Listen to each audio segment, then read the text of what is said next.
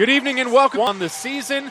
Going up against the Arizona Rattlers, look to make it 3-1 on the season. Going up against the Portland Thunder, a familiar foe, a National Conference opponent, a team that they played in the first round of the playoffs last year and gave them quite the scare, the closest game they played in their pursuit of their third consecutive Arena Bowl. That's setting the table here. My name is Jared Cohen. Alongside me this evening, Seth Joyner, former NFL linebacker. And Seth, you look at the Arizona Rattlers, we caught them first home game.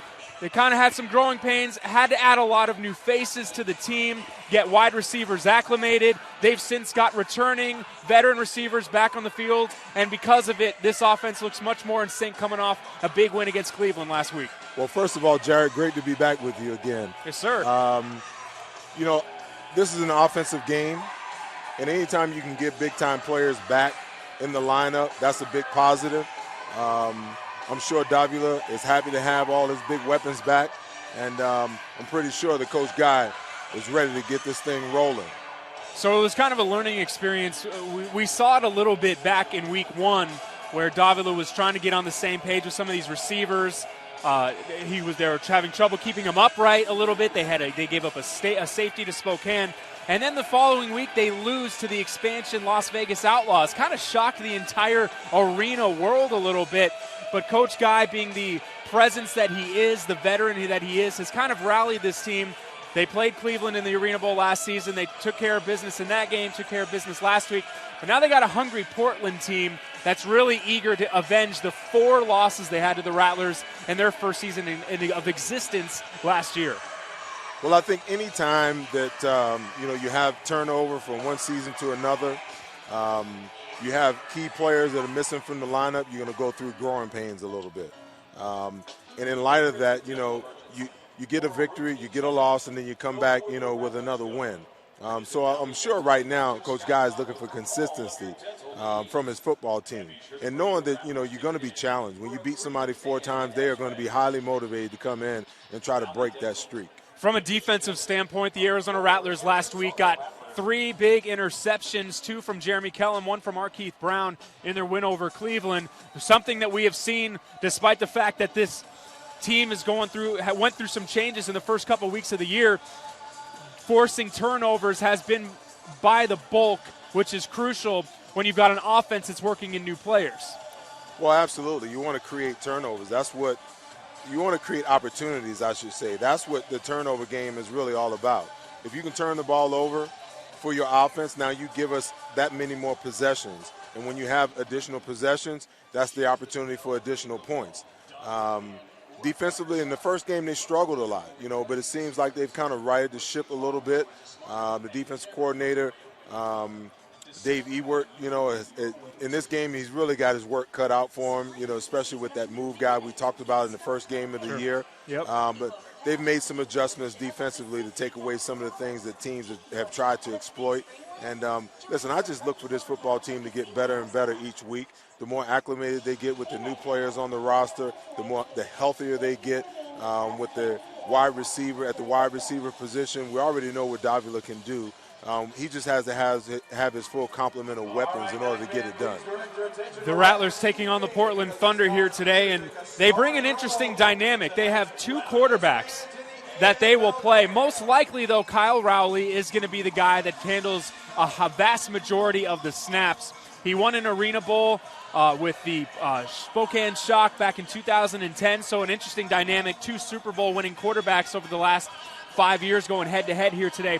But they also bring an interesting dynamic if they want to change it up. Duron Thomas, the former Oregon Duck quarterback, spent some time a little bit, actually a couple weeks back, played in the veteran combine that the NFL has started, tried to land on an NFL roster, but he is a running threat, and he can extend plays. They could change it up a little bit, and it's something that will keep the Rattlers on their toes.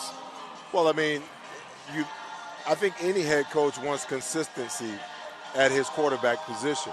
But if you're not getting the consistency, or you choose to use a tandem of quarterbacks the way you would a tandem of running backs, now you throw the defensive coordinator and the defense kind of off balance a little bit. Now listen, if Darren Thomas can come in the game and throw the ball, but he also gives you the threat of running the ball when it's not there, that can be dangerous for the Rattlers tonight. But also you have, Kyle Rowley, who can stand in the pocket and deliver the ball as well. So, I mean, I would assume that Coach Ewert has really kind of put together two different game plans for this game. You've got one quarterback that you know where he's going to be. You got another guy you may never know where he is. So you've got to adjust for whichever one is actually in the game at any particular time. On the defensive side of the football for Portland, you have the reigning AFL Defensive Player of the Week in Bryce Pila, who last week had a fumble return and interception return for a touchdown. This is a dynamic player at the linebacking position for Portland, makes a lot of plays, and when you look at the wide receiving core for the Rattlers, they like to make things stretch the field, make plays down deep in the Portland's territory, but when you've got a hawk in the middle of things right there, it almost forces your hand to have to make those plays downfield because he could really make an impact in this game quite often. Well, that jack position is kind of limited, but it seems, with the kind of performance he was able to put together last week, it seems like they figured out how to exploit the box and stretch the box and give that guy who has a lot of athleticism an opportunity to make a lot of plays. And you're right, if you can take away the middle of the field, take away the short passing game, now you put a lot of pressure on your quarterback and your wide receivers to have to connect down the field. And that's monumental because the name of the game is big plays, but sometimes you have to be able to convert on and get those first downs to keep drives alive. That's Seth Joyner. I'm Jared Cohen. Let's take it down to the field for the starting lineups for tonight's game. After that, we'll have keys and kickoff. It's Portland Thunder against the Arizona Rattlers here in downtown Phoenix. A warm Snake Pit welcome for head coach Mike Hohensee and the Portland Thunder.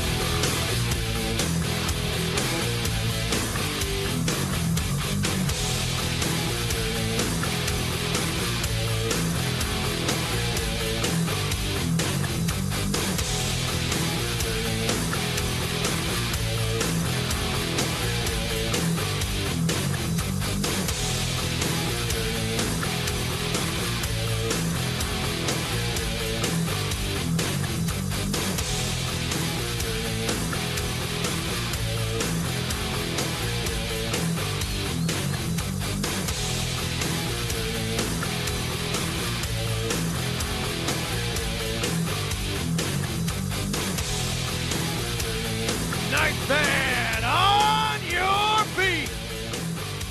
It's time to meet your Arizona Rattlers.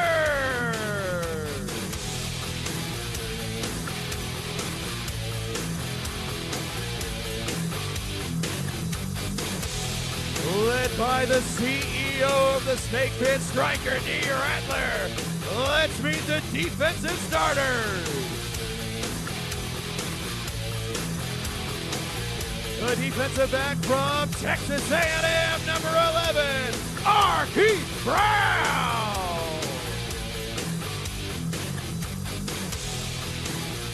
The defensive back from Stephen F. Austin, number 25, Ben Wells.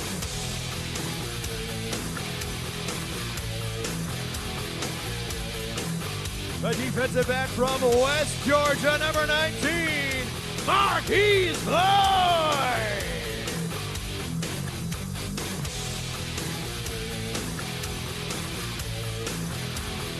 The defensive back from Middle Tennessee State, number 20, Jeremy Kellum.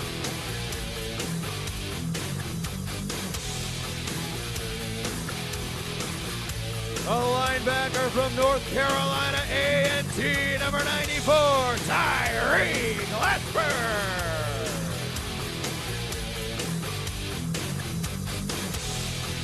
The defensive lineman from Purdue, number 91, Alex McGee.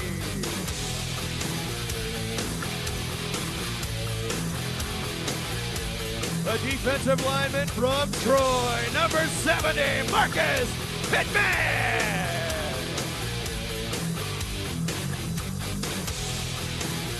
The defensive lineman from Michigan State, number 6, Cliff Hughes.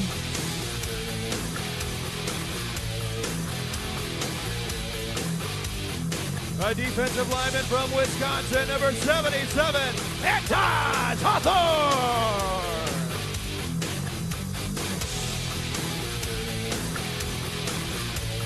Defensive coordinator Dave Ewart, assistant head coach Connie Kawhi, and head coach Kevin Guy.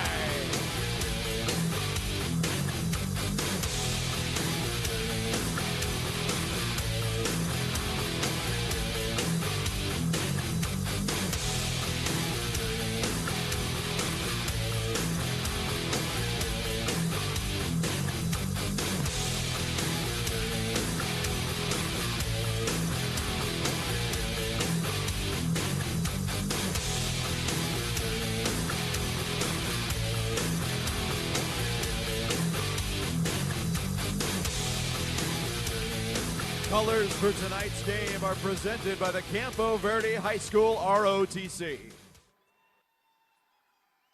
Now to honor America, the Rattlers ask that you please rise and please remove your hats as we present the singing of our national anthem performed by Candace Chavez. Oh, say, can you see by the dawn's early light what so proudly we hailed at the twilight's last gleaming, whose broad stripes and bright stars through the perilous fight o'er the ramparts we watched were so gallantly streaming, and the rocket's regular, the bombs bursting in air, gave proof through the night that our flag was still there. Oh, say does that star-spangled banner yet wave for the land of the free and the home of the brave?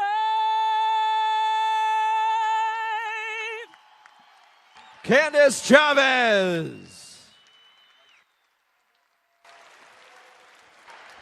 So So let's get started. The Arizona Rattlers 2-1 taking on the Portland Thunder 2-1 to start this 2015 AFL season. My name is Jared Cohen, sitting next to former NFL linebacker Seth Joyner. An interesting note before the start of this game. So Rattlers kicker Fabrizio Scotia, he was supposed to rejoin the Rattlers this week. He kicked for them back in 2010 and 2011. Apparently hurt his back and had some sort of injury and is not able to go today. So Coach Guy and the Arizona Rattlers had 2 or 3 kickers come out in an emergency situation, and they decided that former Arizona Wildcat and Ironwood High School kicker, a local guy here in the Phoenix area, Alex Zendejas, will be tonight's kicker for the Arizona Rattlers at wearing number 14. Have you ever been in a position, Seth, where you were sitting on your couch and then all of a sudden you get a call from a professional level team and you've got to come out and compete in a regular season game at the professional level? Never. And I tell you right now, his belly has got to be turning flips right now. He's got to be extremely nervous. But, hey, kicking field goals is what the kid does. And, if he's on, he's on. If he's been working, knowing that opportunity might present itself, that's the thing you have to do as a professional. If you're not playing, you better stay ready because you never know when opportunity might come knocking at your door. So let's go back to probably the biggest storyline surrounding the Rattlers going into last week and then again going into this game here tonight. Getting wide receivers back in action. Rod Windsor has 17 consecutive games with a touchdown. He had 3 last week, part of the 7 that the Rattlers had that Nick Davila threw last week in their win against Cleveland. And Kerry Reed, the Iron Man, one of the few Iron Men remaining in arena football. He'll play some jack linebacker, but also some wide receiver. He is also back in uniform tonight, so you will see a cool and confident Nick Davila knowing that those guys are back in uniform. Well, no doubt about it. I mean, he gets them back last week, and they go out and they post 7 touchdown passes in a game. Now, the key for me is to see if they can duplicate or build upon what they put together last week. It's extremely pivotal for them to get their timing down, and if their timing was good enough to get them 7 last week, I shudder to believe and think what they may be able to put together today. There's no question, and this is a big game. It's a conference game, a chance to get back out in front to make it 3-1 after you travel to Los Angeles, and then a big home game against rival San Jose in 2 weeks. So these are the type of games, if you're the Rattlers, that you want to win against a team that you've never lost to. On the other side, Portland has never beaten the Rattlers in their history, so this is a game I'm sure they've had circled on their calendar since the end of last season. Well, no doubt about it. Portland is coming in here with a huge chip on their shoulder, trying to figure out how they can get this monkey off their back. For the Rattlers, this is a situation where, as a coach, he's got to be thinking, how do I begin to create some consistency in how my team is playing? 1 win, 1 loss, 1 win. Okay, now how do we string the wins together and start playing on a consistent level so that we can reach and achieve our goals come season end? An interesting dynamic in this game isn't just the players, it's also the coaches. We know about Kevin Guy for the Arizona Rattlers. He has been the coach for them and the GM over the last 5 seasons, which seen them go to 4 consecutive Arena Bowls and winning 3 of them. He is just 2 wins away from tying Jay Gruden for 6th all-time career regular season victories. He currently has 80. On the other side of the football, the head coach for the Portland Thunder, Mike Hohensee, remember the famous Iowa Barnstormers, one of the main staples and mainstays of arena football, now actually with the IFL, no longer with the AFL. He was with Iowa for a very, very long time, is in the Arena League Hall of Fame, and now he's in his first year coaching Portland, trying to turn this franchise around in year 2 to build on some success. Well, I mean, you go get a coach who's had a proven track record of getting it done. And Mike Hohensee is a guy who's gotten it done on different levels before. Now you got an expansion team, and they're trying to figure out, how to right the ship. His work is definitely cut out for him because he's got a formidable opponent on the other side that's gone back to back to back in Arena Bowls. You've got Portland that's trying to build their franchise to have success in a hurry. They have a quarterback that's won an Arena Bowl. They have a coach that's won an Arena Bowl. And if they want to go to an Arena Bowl, they're most likely going to have to go through these guys who they go up against, the Arizona Rattlers, as Seth mentioned, back-to-back-to-back champions as we're getting ready to set to kick things off. The Rattlers are going to kick it away. They're going to be kicking it left to right, back to receive for the Portland Thunder is number 2, Dwayne Brooks. He's a dynamic playmaker from Stephen F. Austin, has 8 catches for 66 yards on the season on offense and can make some plays in special teams. And we'll get a quick look at the nerves of Alex Zendejas, who kicks this one away, and we are off and running here from Ak-Chin Indian Community Field at U.S. Airways Center, played in the back of the end zone by Brooks. And he's taken down at the 5-yard line. Very minimal game. Good coverage right there. Marquis White in on the stop. Well, you know, the coverage was great, but the kick was even better. Because even though he didn't hit his mark, the metal up top, he put so much hang time on it, he gave the coverage team time to get down there and cover and make sure that they couldn't get a great return. So quarterback Kyle Rowley takes over for the Portland Thunder. 1st and 10. Rowley 26 for 50, just 2 interceptions, 305 yards, and 6 touchdowns to start the year for the Portland Thunder, who is 2-1 and playing in their first road game of the season. And he's feeling pressure, flushed out of the pocket, tries to hit the intended receiver, Jamar Howard, but it's incomplete. Hey, you know, you see it on the first play of the game. Coach Ewerts is putting together some unbelievable-looking defenses. I mean, the guy comes in motion, the motion man comes with him, the motion defender comes with him, and instead of staying with him, he goes out on the wide receiver, and the corner jumps over on the motion guy. Just completely confused the quarterback, made him pull the ball down and scramble out the pocket. Just underway here in the first quarter. 2nd down and 10 for Portland. They've got one high motion man. Rowley back to throw. Center of the field, it's complete to that high motion man, Vakeon Lacey, who's really emerged over the last few weeks. The main wide receiver for this Portland Thunder team is Dwayne Brooks. He's one of the main weapons. But Vakeon Lacey has had a very nice start to the season, and he has the first catch of the day for Portland. Yeah, they pick up the first down here, get them a new set of downs. You know, listen, I love what the Rattlers are doing. They're running some really, really exotic defenses that are really confusing the quarterback right now. So it's now 1st and 10. Thunder from their own 15-yard line. High motion man is Lacey. It's to the outside to him on an out route, and he's knocked out of bounds by Wells and Arkeith Brown. Short gain. Make it 2nd down. Great pressure by the Rattlers defensive line. Quarterback had one read and one read only. Then there's a couple. We mentioned the Arena Bowl experience with the quarterback and the coach for the Thunder. They also have added 2 former Rattlers to this team. Alan Bubba Chapman is on the defensive side of the ball for Portland, and they also added Jared Perry, who played week 1 for the Rattlers. High motion man downfield. He makes the catch. That's Jamar Howard down into Rattlers territory across the 15. Kellum knocks him out of bounds, and it'll be 1st and 10 Thunder inside Rattlers territory at their 14-yard line. Now, I'm wondering about the defense there. You know, they played a little soft there. I mean, that was just a simple pitch and catch. But some of the things I've seen them do on the first 3 or 4 plays really kind of confused the quarterback. If they're going to play that soft, then they're going to create opportunities for the offense to make plays on them. Just under 12 minutes left. A quick out pass to the high motion man, Howard, but the Rattlers have it sniffed out right from the start. Pittman makes the stop. Jeremy Kellum also involved in the stop. So that's going to make it 2nd and 7 for the Thunder.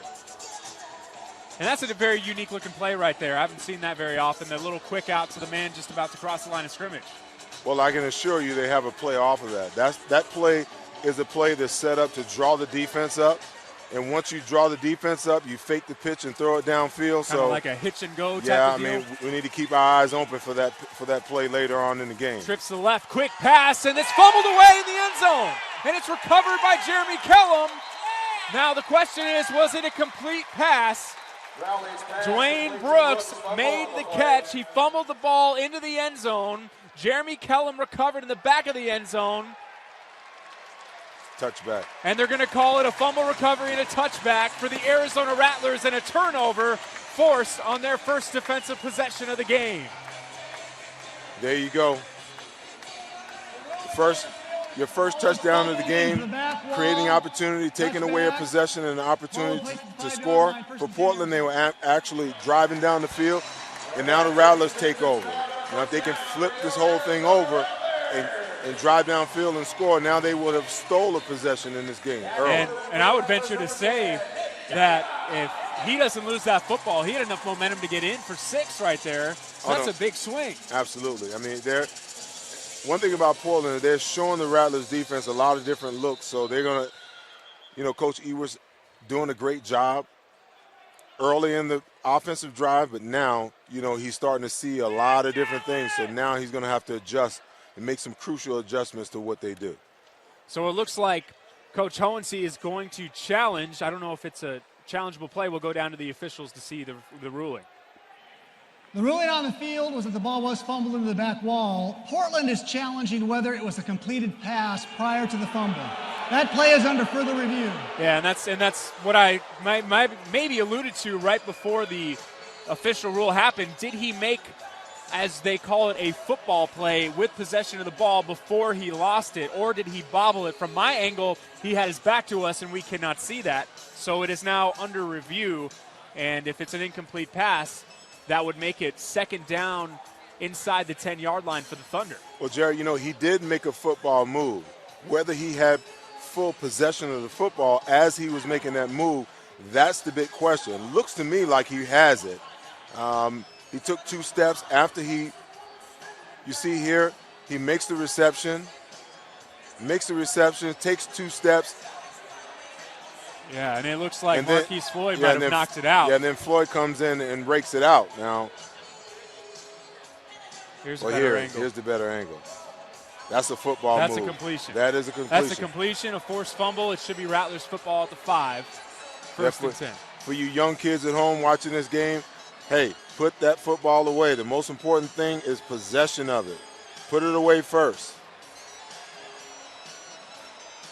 That's a heck of a play right there by Marquise Floyd. Absolutely. So it should be expected that this call will stand. It'll be 1st and 10 Rattlers from their own 5-yard line to set up their first possession on offense. And what a great way to start for them. And we'll go down to referee John Love for the official decision. After further review, the player did secure possession of the ball. It is a fumble. The call is confirmed. Portland will be charged with a timeout. And as expected, it remains Rattlers football. 10:48 left here in the opening quarter. First offensive possession for Nick Davila, the reigning MVP, and his Rattlers. He'll have 1 to his right, 2 to his left. And he's looking downfield for a big strike. Iron Man's downfield. Kerry Reed, a little bit overthrown, miscommunication, and almost could have been intercepted right there. It'll make it 2nd and 10. Well, that play is an all-or-nothing play. They ran double hitches on the top of the play and a go route on the bottom. If the guy in the go route doesn't win this battle, you just got to throw it away. Good play by Davila there. So it'll be 2 to the left, 1 to the right of Davila on 2nd and 10 with 10:16 left here in the first quarter. The high motion man is Windsor. Instead, they go to the left side. It's incomplete, intended for Marquis White. So 0 for 2 is Nick Davila here in the early going. Makes it 3rd down and 10 from their own 5. That looked like a ball that White should have probably brought in. Looked like he didn't get it secured. The defender came in, put a good little pop on him against the wall, and he kind of coughed it up. But that looked like a ball he definitely should have brought in. It'll be trips this time to the left of Davila. High motion man is White. Feeling some pressure. The ball's knocked away. Still got it off. Good strength right there, but Marquis White can't make the catch. Bubba Chapman, the former Arizona Rattler, drives him out of bounds. 0 for 3 is Nick Davila here in the early going, and a 4th down situation for the Rattlers. Well, Jared, I would say, he's 0 for 3, but really he should be 2 for 3 right now. I mean, that's 2 balls that hit White's hands, and he didn't bring him in. As a professional football player, you have to make those plays. Marquis White, first 2 games of the year, was the primary receiver. Now with Rod Windsor back, he's most likely that man. 4th down, have to make a play. That ball is caught by Kerry Reed. More than enough for a first down, but there is a flag on the play. Gets out to the 17-yard line of the Thunder. We'll go down to the field and see what the flag is from referee John Love.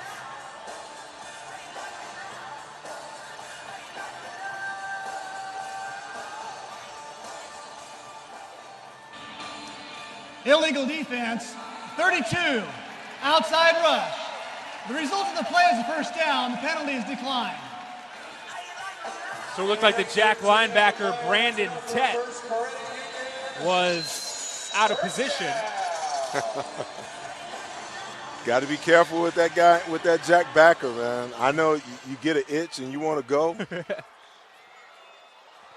There's going to be encroachment, a free play. So Dival is going to throw it downfield. Looking Rod Windsor, but overthrows him. Incomplete, but I think this is going to be offsides on Portland. So back-to-back flags with 8:38 left here in the first quarter. Yeah, it seems like Portland is kind of hurting themselves a little bit.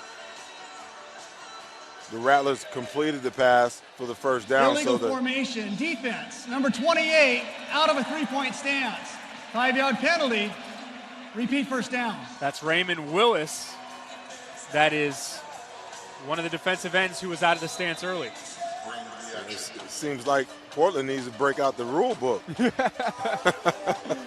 A little antsy. Like we said, this is a game they probably had circled. This is the building that their season ended last year. A little pitch to the outside to Kerry Reed. Rod Windsor with the blocker in front of him, and enough for first down yardage for Kerry Reed on that 1st and 5 situation. And now you start to see a little bit of the chippiness at the end of that play there. Portland just being tired of being beat. And they're starting to get a little chippy. The Rattlers are moving the ball on them. You see the little extra stuff after the play here. You gotta love arena ball. It's like hockey. When play's over, there's always someone pushing or shoving or jawing at someone. So that makes it 1st and 10 Rattlers from now the Portland 20-yard line, now into Portland territory. Davila has trips, looking, middle of the field. Back of the end zone, incomplete. Wanted Rod Windsor, overthrown. Windsor thought he was held downfield, no flag. That's really the first play without a flag in quite some time. That makes it 2nd down and 10. Yeah, Windsor's got to keep running. You know, he got 2/3 into his route and started looking back at the quarterback. If he just runs his route full speed, now Davila can hit him on the move. Rod Windsor, the touchdown machine, 17 consecutive games played with a touchdown. We'll see if he gets one on this drive. 2nd and 10, Rattlers, 7:09 left here in the first quarter. 2 to the left, 1 to the right of Davila. Looking for a quick out. Can readjust to Windsor. To the 5, trying to stretch forward. And he stopped at about the 2-yard line. More than enough for a first down. But that's a good indication right there. A connection between Davila and Windsor. These guys know each other well, and they did a little improvisation right there. Well, it's just being able to be on the same page and understand where the defense overplays and what adjustment you can make to uncover and get yourself open.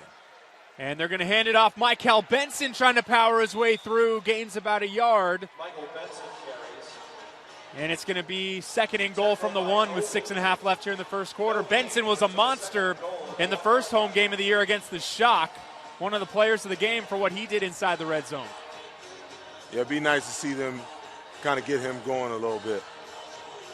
You're a firm believer of feeding him each and every time you're down this far, Well, right? I mean, listen, this is a passing league. How much more effective can you be throwing the ball if you got a guy in the backfield that can pound for, 7-8 yards every single time you give it to him? This time they hand it off to Kerry Reed, and he's stuffed for a loss. Nice play right there. 66, Jake McDonough getting into the backfield. 2 running plays don't work out for the Rattlers. Well, Portland's got the line stacked. And by formation, they're kind of giving away the fact that, hey, we're trying to run the football. Sometimes you just got to tip your hat to the defense. I mean, they're doing a great job of getting penetration and stopping the run game and basically telling the Rattlers, you're going to have to throw the ball to get it in the end zone. 3rd down and goal from the 3. Davila's going to have trips to the right with Benson behind him. He's back to throw. Quick out. That's caught. Touchdown. Marquis White with the first score of the game for the Arizona Rattlers. They strike first with 5:12 left in the first quarter. Great play here by Davila. He looks the defense off and takes exactly what they give him. You get the guy in the flat from the trick formations. Hey, outstanding play. Now Alex Zendejas will step in for his first extra point of the game. Just joined the squad today. Stepping in as emergency kicker. The hold is down. The kick is through. 1 for 1 is Alex Zendejas. So with 4:44 left here in the first quarter, the Rattlers strike first at home. They're on top of Portland 7-0. You're listening to Arizona Rattlers football. Ninth man, tonight is a great night to stop by the team shop and pick up the Rattlers item of the game. The Rattlers white replica jersey that Morgan of the Sidewinders is showing off right now. It's a must-have for every Ninth Man member and the perfect way to show off your love for the Rattlers, both home and away. It's on sale tonight for just $85 in the team shop, the place to shop for the latest and greatest in Rattlers merchandise.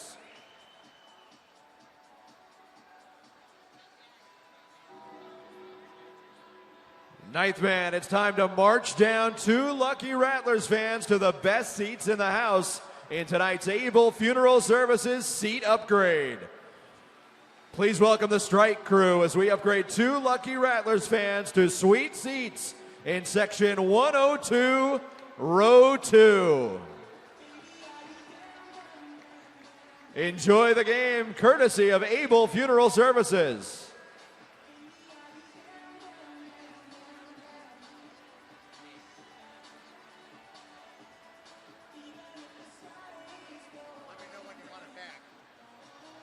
Hey, Ninth Man, it's time to rise for your Rattlers. Back here at Auction Indian Community Field at U.S. Airways Center, the Rattlers strike first.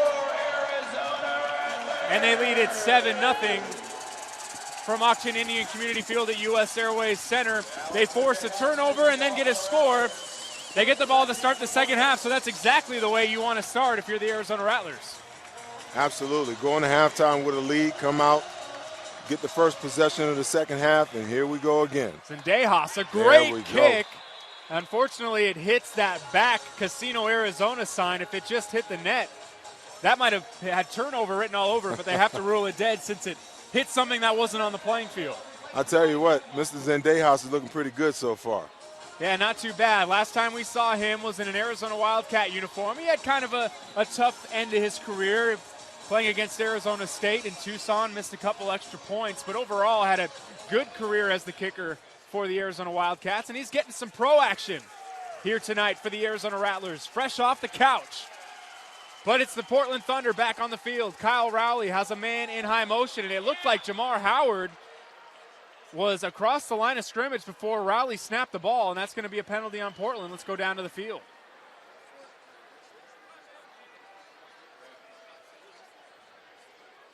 Side, number 12, high motion man. Half the distance to the goal. Remains first down.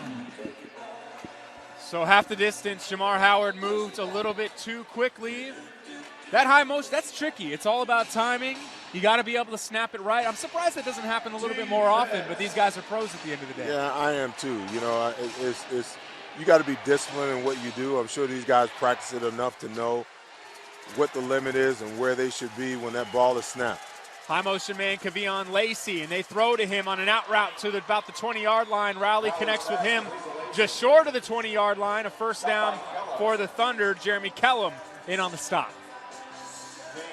You know, sometimes I'm kind of perplexed at the kind of defenses that they run, because most of the time Kellum has that high motion man, and sometimes he's playing 10, 15 yards off the ball. Sometimes he's up anywhere between 8 and right up on the line for that guy. I mean, that's just an easy pitch and catch to be that far off the ball. And here we go, he's up, and Brown is back now. Yep, they change it up. Brown beats him off the line. They throw to Brown. It's Rowley. It's knocked away by Brown. And wow, Howard crushes into the wall on that incompletion. Another combo coverage there. Seemed like a safety cornerback switch, and you know, Brown just all over it. I mean, he's showing why he was the 2013 Defensive Player of the Year in arena football. Active hands and interceptions. He was one of the top lockdown corners in arena football. 2 to the left, 1 to the right. The high motion man will be Brooks. Rowley back to throw. Looking deep downfield for Howard. Has him just off his fingertips and incomplete. Kellen was beat that time around, but it was just over his head. Hey, he got him turned around. That's for sure. I tell you, that position that Jeremy Kellen plays has got to be the hardest position in all arena ball, man. It's got to be. Especially when you're on the line like that, there's no safety net. So it'll be 3rd down and 10. 2 minutes left here in the first quarter. The Thunder trying to answer. They're down 7-0. It looks like it's going to be a free play for the Thunder. The pass is complete to Brooks across midfield to the 20, down at the 19-yard line, but a flag is down. I think one of the Rattlers moved a little bit too quickly. Yeah, it looks like Marcus Pittman got a little jump there. Realizing that they need to get some pressure on the quarterback. They start off with great pressure in Portland's first possession. They haven't really been able to get on the quarterback that much. Illegal formation, defense, number 70. That penalty is declined. Result of the play is 1st down. So they haven't been able to get much pressure.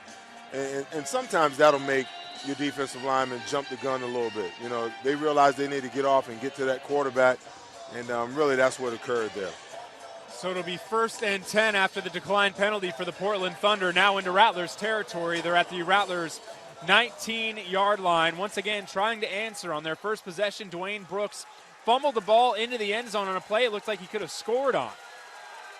Rowley back to throw. He's looking downfield for Howard. It's overthrown. Those two haven't really been on the same page.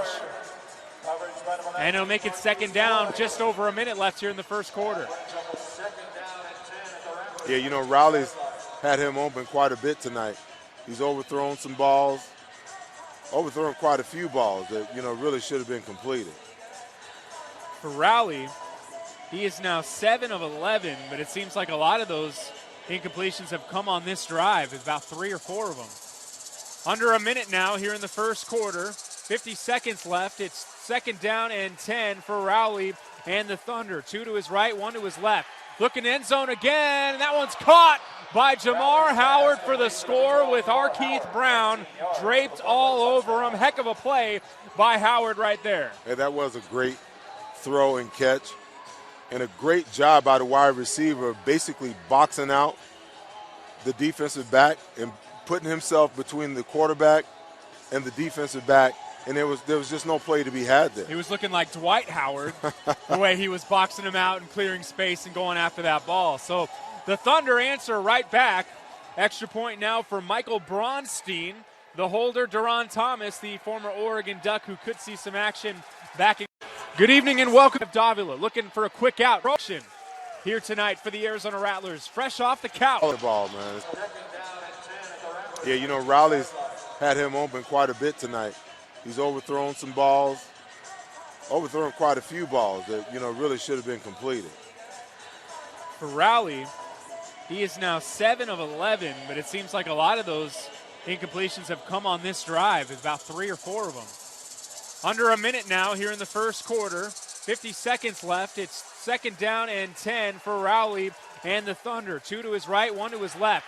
Looking end zone again, and that one's caught by Jamar Howard for the score with Keith Brown draped all over him. Heck of a play by Howard right there. Hey, that was a great throw and catch, and a great job by the wide receiver basically boxing out the defensive back and putting himself between the quarterback and the defensive back, and there was just no play to be had there. He was looking like Dwight Howard the way he was boxing him out and clearing space and going after that ball. So the Thunder answer right back. Extra point now for Michael Bronstein, the holder. Duron Thomas, the former Oregon Duck, who could see some action backing up Rowley in this game. The snap is good. The kick is no good. Off to the left, no good for Michael Bronstein. So with 1.3 seconds left here in the first quarter, Rattlers on top of the Thunder, 7-6. You're listening to Arizona Rattlers football. contest time in the stands. It's time for the Rattlers question of the night. Let's meet tonight's contestant, Jacob. All right, Jacob, we asked Rattlers fullback Michael Benson, besides football, what's the sport you're best at? Is it A, bowling, B, baseball, or C, tennis? All right, Jacob, think it over for a second. And what's your answer? A, bowling. All right, Jacob says A, bowling. Let's head to Rat TV and see if he's a winner. Hey, Ninth Man. Besides football, the sport I'm best in, baseball? Nah, it's gotta be bowling.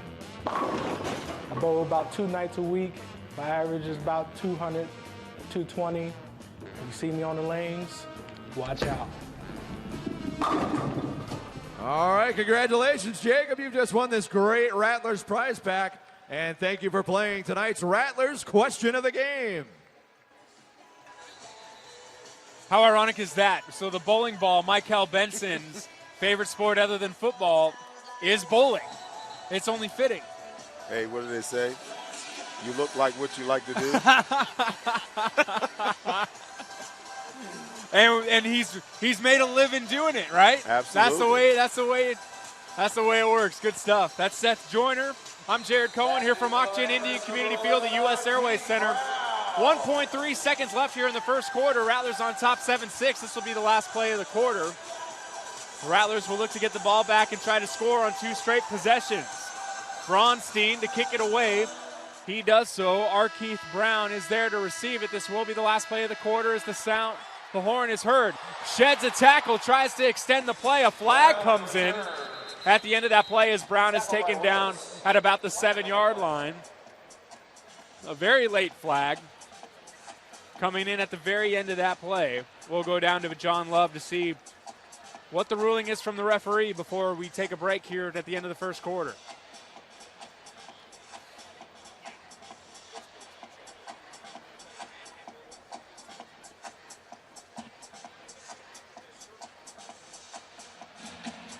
Holding, receiving team number 25.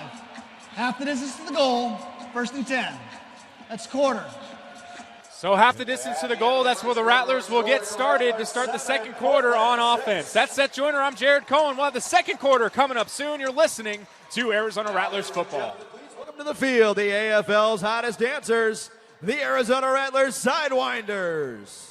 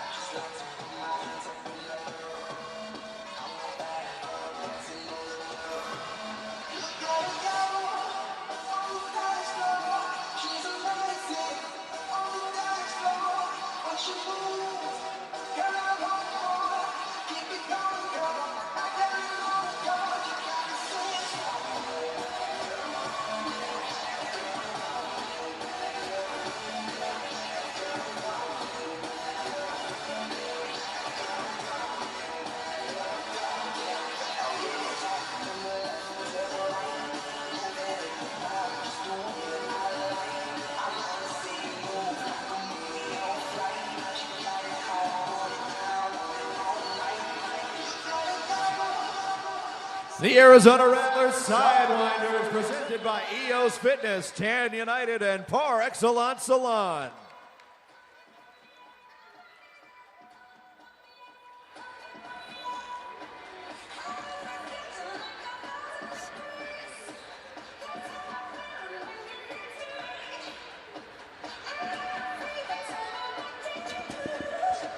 Back here at Auction Indian Community Field at U.S. Airways Center, we played one quarter here so far, and the Arizona Rattlers are on top of the Portland Thunder 7-6. Jared Cohen and Seth Joyner here from downtown Phoenix. The Rattlers take over on offense to get things started here in the second quarter. Davila with 2 to the right, 1 to the left. A quick strike to Windsor. He makes a play after shedding a tackle. More than enough for a first down as he crosses the 15 to about the 17-yard line. A First Credit Union first down. A great play. Cornerback's off the ball, playing soft. Davila just pitches out there and let Windsor do what he does. Let Windsor do what he does best. For Windsor, that is catch number 2 on the day. And a 1st and 10 for the Rattlers just underway here in the second quarter. Trips for Windsor. For Davila, looking downfield for Marquis White, almost intercepted by the former Rattler, Allen Bubba Chapman. He's got some things to say to Marquis White at the end of that play, too. Hey, you know, Marquis White has got to compete for this football. That ball's up in the air. I mean, he's got to adjust to it. The defensive back looked like he adjusted to the football in the air better. And, you know, to be honest with you, the pass could have been a little better. If he would have led him a little more to the outside of the field where the defender didn't have a play on the ball, it most certainly would have been a touchdown. Yeah, it might have been a touchdown. So instead, it's 2nd and 10 Rattlers from their own 16-yard line. 2 to the left, and the high motion man to the right of Davila is Windsor. Davila's back to throw, feeling pressure, gets away from one, and he's going to tuck and run. You don't see him do that very often, but he dives forward and gets positive yardage on 2nd down. Pretty heady kid, to be honest with you. You know, I mean, we've seen him do this so many times, to be able to avoid the contact and make a little bit of something out of absolutely nothing at all.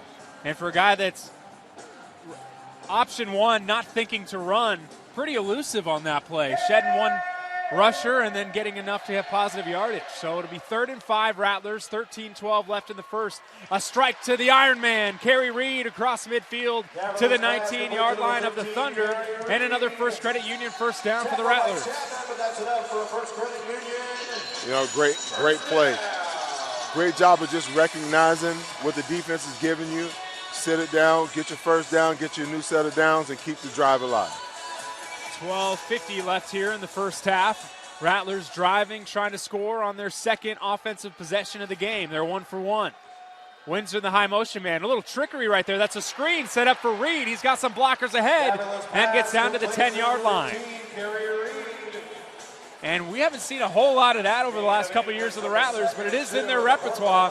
When you got a guy like Kerry Reed and blockers in front, he can make some things happen. Hey, you know, absolutely. But that was a great play by Osaji, number 4 for the Thunder, to be able to avoid that pulling offensive lineman and still be able to get in there and make a play, because that certainly looked like a touchdown. Davila throwing to the end zone, wide open, the touchdown machine. Rod Windsor, he now has a touchdown catch in 18 consecutive Arena League games. First touchdown of the game for him. And the Rattlers go up 13-6. What happened here? How was he so wide open? Absolutely a blown coverage. Blown coverage between the two defenders. We had 2 guys on one, and he left Windsor all alone in the middle of the field. Of all the 18 consecutive games worth of scores, I would venture to say that might have been the easiest, as he was wide open in the middle of the field. And now Alex Sendejas in for his extra point. The snap is low, but it's adjusted, and the extra point is no good. Wide to the right. And that might be a little bit more on the holder than it is the kicker that time around. But nonetheless, 13-6 Rattlers over the Thunder. They take over on offense. Coming up, you're listening to Arizona Rattlers football. John's. Just log on to papajohns.com tomorrow. Use the promo code Rattlers and score 50% off your order. Better ingredients, better pizza, Papa John's.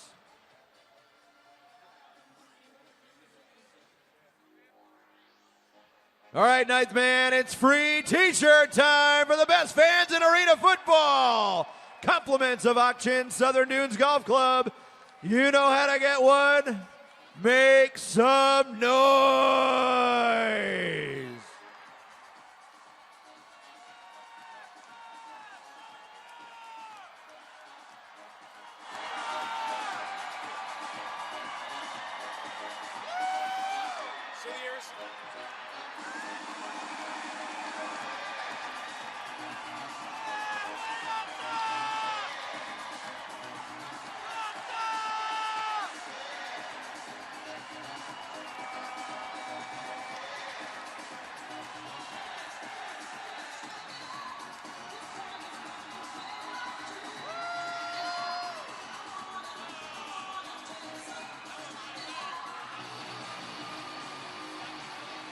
Hey, Knight, man, it's time to rise for your Rattlers.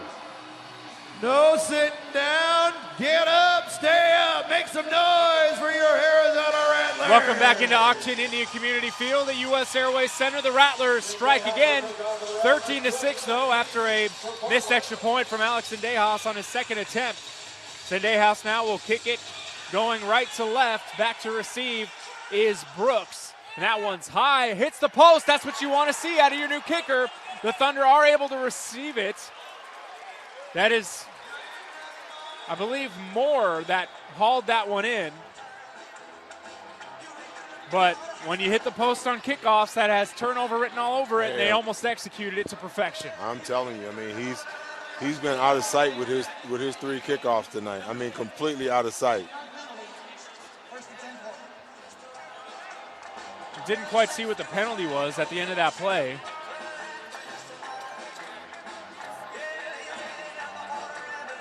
Perez Ashford was the one that hauled in and made the play to keep possession for the Thunder, and that last penalty was on the Rattlers, so that'll move the Thunder all the way up to the 15-yard line. You know, penalties are such a big part of the game from the standpoint of, okay, you go from having them on their 5-yard line, and all of a sudden you give them room out to the 15. I mean, some of these mistakes that are being made on the football field, they have to stop because they're just a detriment to the offense.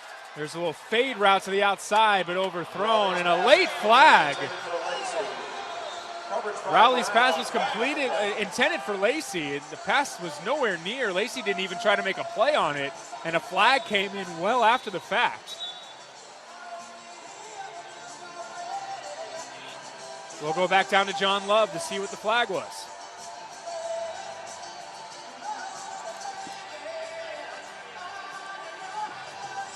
Illegal contact, defense, number 11. 5-yard penalty, automatic first down. So illegal contact is the penalty, and that's 2 consecutive penalties for the Rattlers that has them, like you said, from the 5 all the way to the 20. Well, you're just giving up real estate. You can't do that. I mean, you're giving up an automatic first down with that penalty and field position as well. They've gained 10 yards without even making a play. Can't allow that to happen. Motion man is Howard. Rowley, a little fade to the outside, looking for Brooks.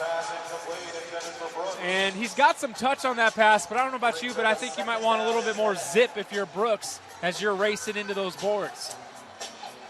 Well, you know, it's just understanding the routes that you're running and how you're trying to complete them.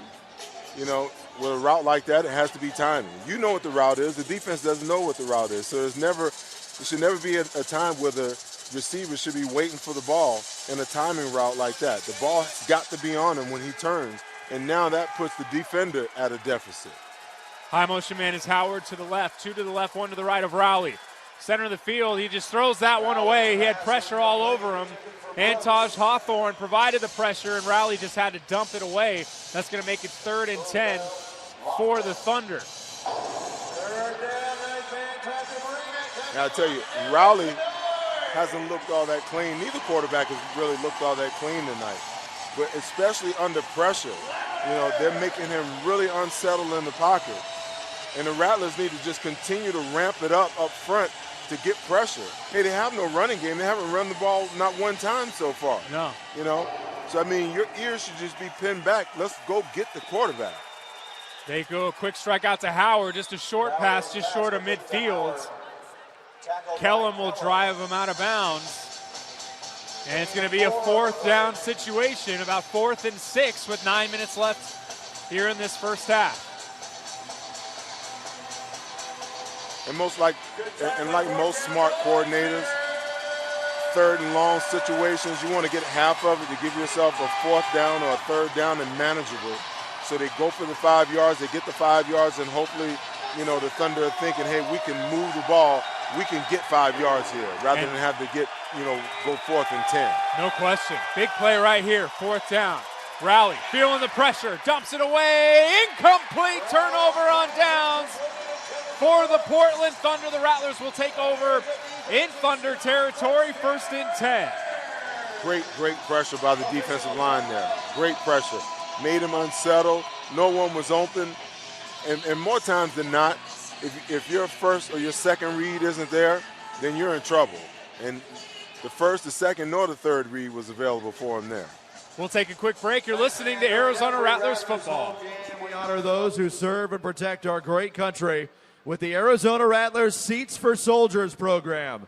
Please join us as we welcome tonight's Seats for Soldiers honoree, retired Army Sergeant First Class Timothy Reitenbaugh.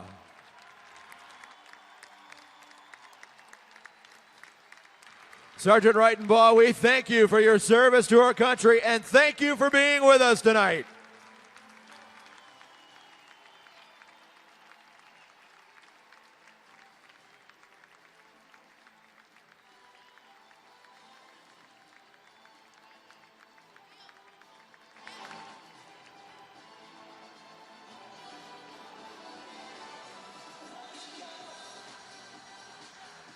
Here we go, ninth man. Let's crank up the energy in here. What do you say? 13-6, the Rattlers force technically their second turnover of the game. They got a fumble in the first quarter and now a turnover on downs. And now they can make it a two-possession game on this possession as Nick Davila and the offense take back over. And more importantly, field position here. You know, basically they get the ball at midfield.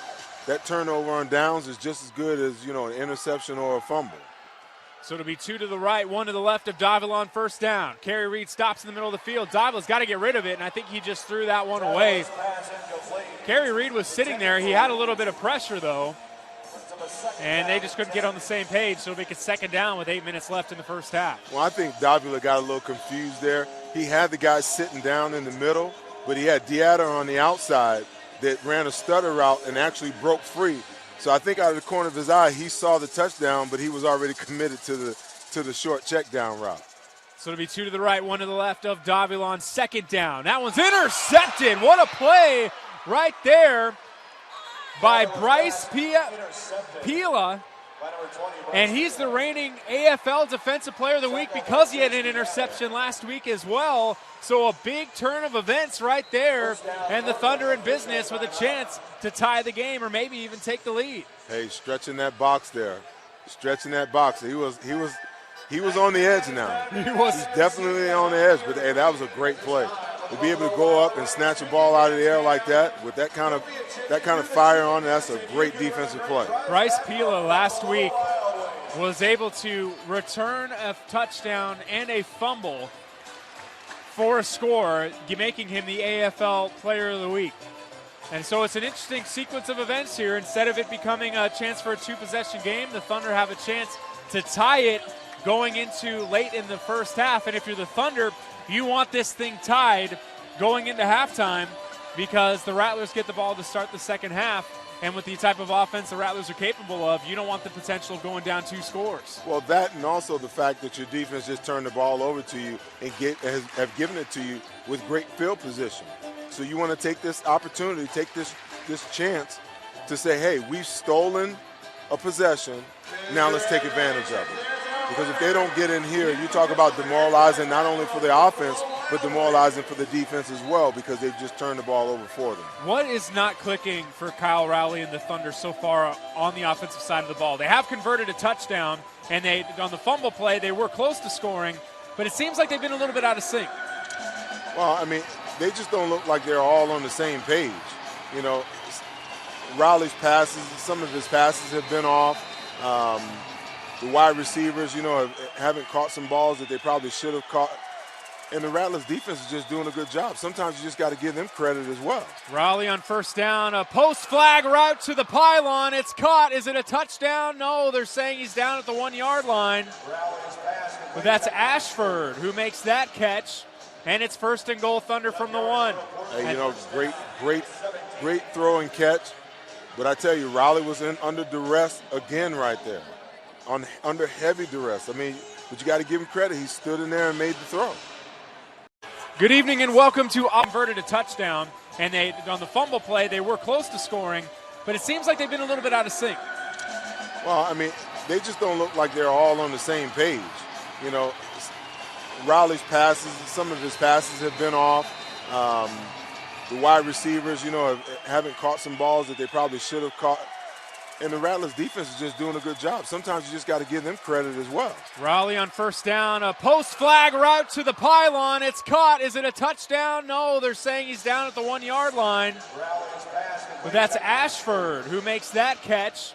And it's first and goal, Thunder from the 1. Hey, great throw and catch.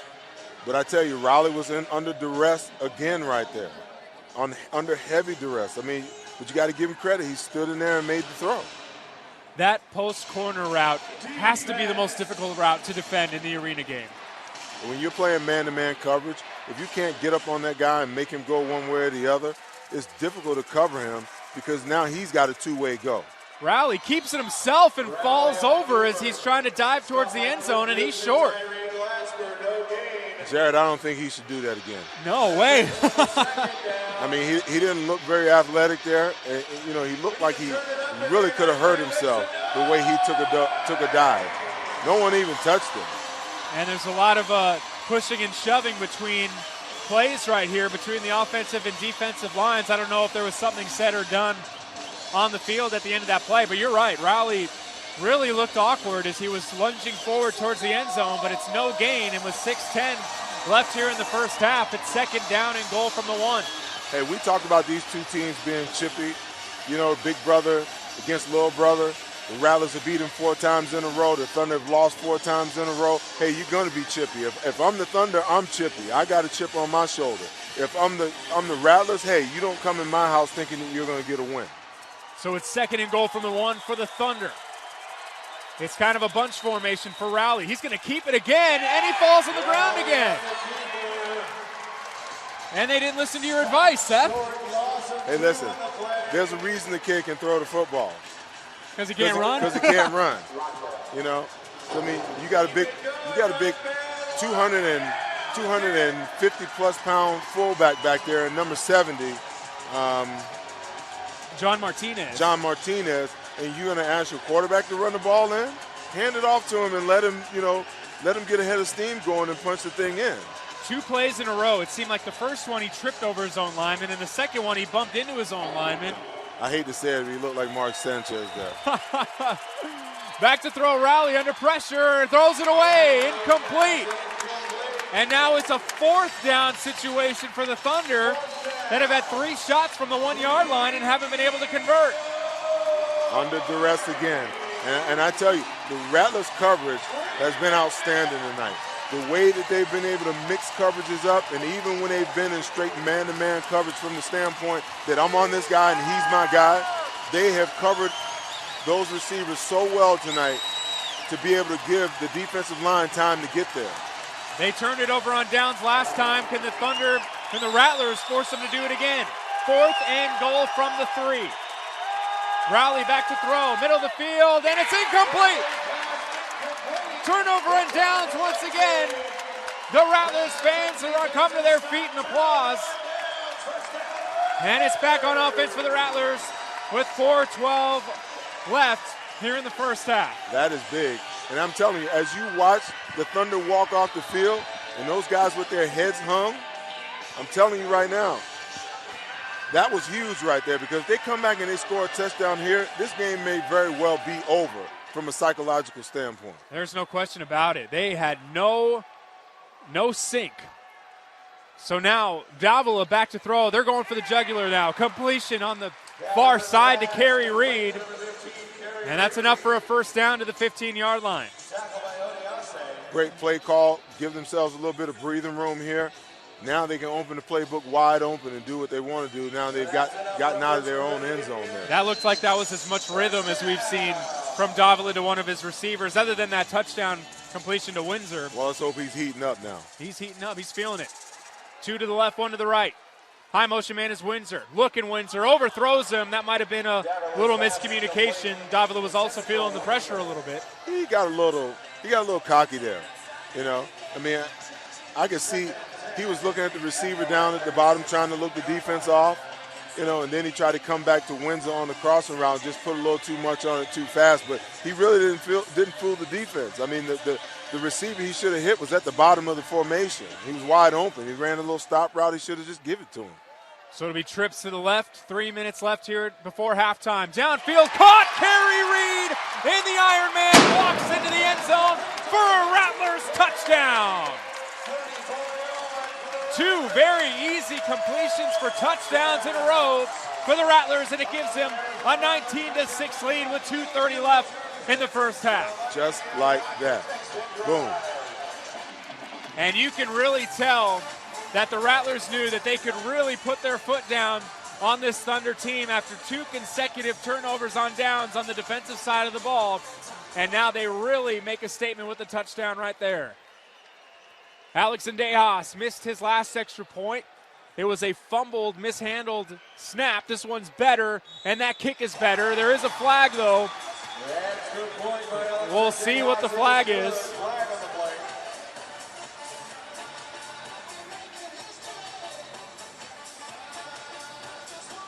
If the flag is against the Thunder, that'll make it 20-6 with 2:04 left before halftime. And it looks like it might be on the Rattlers with the hands to the face. That's what the officials are indicating. Let's go down to the field. Personal foul, kicking team, hands to the face, number 79. The extra point is good. That penalty will be enforced on the next play after kickoff. Timeout. So 2:04 left here in the first half. The Rattlers on top of the Thunder 20-6, and they'll kick things back to the Thunder on one of the final possessions of the first half. As you're listening to Arizona Rattlers football. Party headquarters, located just a touchdown throw away from U.S. Airways Center at 2nd Street, just north of Washington. Marley's is your official Rattlers post-game party headquarters.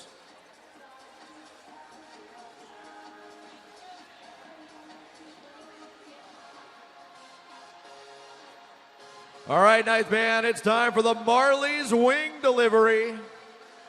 You're the winner of free dinner if you're seated in section 115, row 13, seat 16.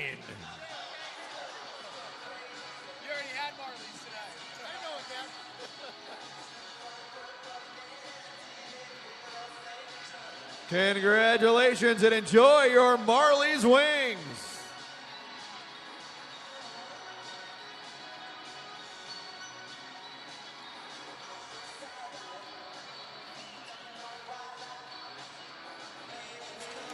Back at Auction Indian Community Field at U.S. Airways Center. We've got 2:04 before halftime, and the Rattlers have opened up a 20-6 lead on the Portland Thunder. The defense deserves a lot of the credit for this lead here in the first half. Well, absolutely. 1 turnover and 2 turnovers on downs. And the offense has been able to capitalize in both of those situations with 20 points on the board. Just 6 points before halftime. And another great kick by Alex Dejas that goes through the nets. And it'll be a touchback for the Portland Thunder. And one of the biggest things for Kevin Guy, you know, even though he's missed an extra point here today, kickoffs is one of the biggest reasons for why there has been so much turnover since 2013 at the kicker position for the Rattlers. And a lot of it is because of the kickoffs and them being short of the poles and the nets. That has not been the case today. Well, I mean, it's a game changer from the standpoint of being able to kick it off the net, and every once in a while kicking one off the metal that gets a funny bounce. And also hang time. I mean, if you can kick the ball deep in the end zone, yet get it high enough to give your coverage team time enough to get down there, it's a game changer because you're talking field position. So after the penalty on the extra point, it's all the way up to the 15 for the Thunder. They throw it downfield. Rowley throws it into the fans. It'll be a souvenir for someone in the 5th row.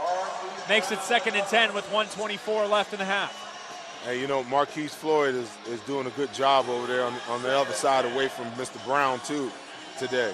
I mean, that was that same route that the referee threw illegal contact on, and he covered it the same way. You know, jam the guy at the line, bury your inside shoulder on him, and just run with him down the field looking at his eyes. When his eyes get big, you know the ball's coming. 1 minute left. It's the 1 minute warning now here just before halftime. We'll see if a timeout was called. now in effect. Portland has 2 timeouts. Arizona has 3. Timeout. And we'll keep it right here before we start things off with 1 minute left. Crucial for the Thunder to get in the end zone in the final minute here. They will be kicking off to start the second half and can quickly find themselves down 3 scores in the third quarter if they don't get themselves into the end zone right now. You know, honestly, what's more crucial is the fact that, you know, they may get a first down here. You know, a couple more incomplete passes with the clock stopped, and we just saw last possession how quickly the Rattlers can strike. It could be a 3-possession game before halftime. Absolutely. So, I mean, it's just imperative that, if nothing else, stop the bleeding, get a first down so that you can run the clock out even if you don't score. No question. Seth Joyner, I'm Jared Cohen here from Auction Indian Community Field at U.S. Airways Center in downtown Phoenix. 20-6, Rattlers in the final minute here. Rally to the outside, it's complete to Howard, and he's able to stretch forward for a gain of an extra 2. And Coach Kevin Guy will call a timeout with 49 seconds left. Trying to extend the clock as much as he can because, for like you said, they want to try to get the ball back if they can. Absolutely. Get you another possession. I mean, you got 3 timeouts. You can't take them into the second half.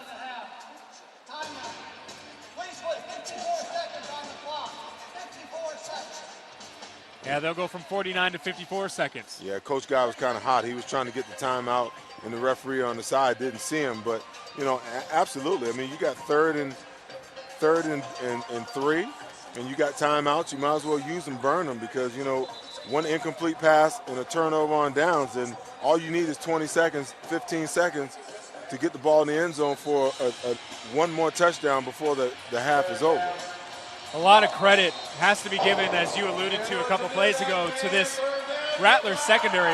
Kyle Rowley is just 11 of 21 in this first half. 10 incompletions in this first half for him. They got to make something happen here in a hurry. 54-second left. High motion man is Howard. Back to throw. He's looking Howard, and he overthrows him. Another souvenir for a fan, and Rowley just doesn't look like he's on his A game here tonight. He just aired that one out just a little bit too far, and it's 4th down now for the Thunder. This could be the 3rd consecutive turnover on downs if the Rattlers convert. Well, absolutely, and I think anytime that you get a quarterback rattled, and he is rattled because the Rattlers have been getting pressure on him all night long, he cannot stand in the pocket. He can't plant and get up on that front foot and throw the ball with any kind of accuracy right now because he just doesn't know when he's going to get clobbered again. This could be crushing. Still 51 seconds left if they don't convert a first down here. A lot of time left for the Rattlers to score again. There's a flag down. And Glasper didn't hear the whistles. He sacks Rowley, who stopped playing. I don't think they'll throw a flag there. It's hard to hear whistles when there's pretty loud here. We'll see what the flag is.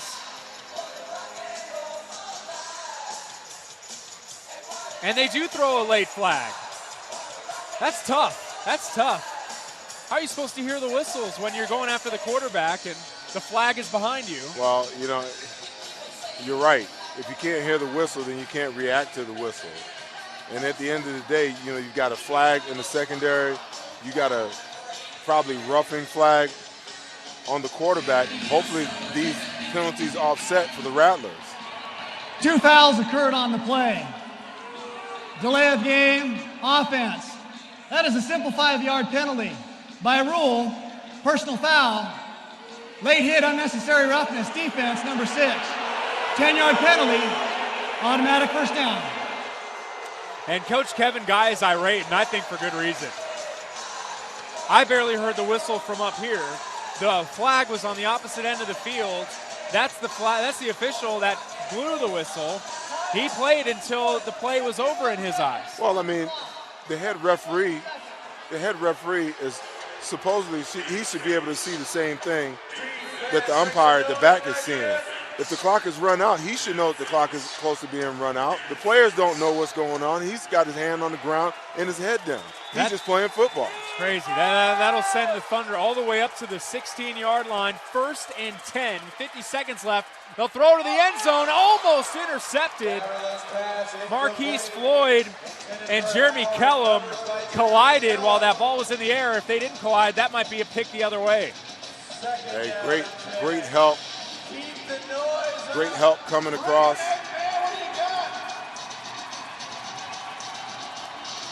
And that looked like another duck right there from Kyle Rowley. He just kind of hoisted it up there. His timing isn't there.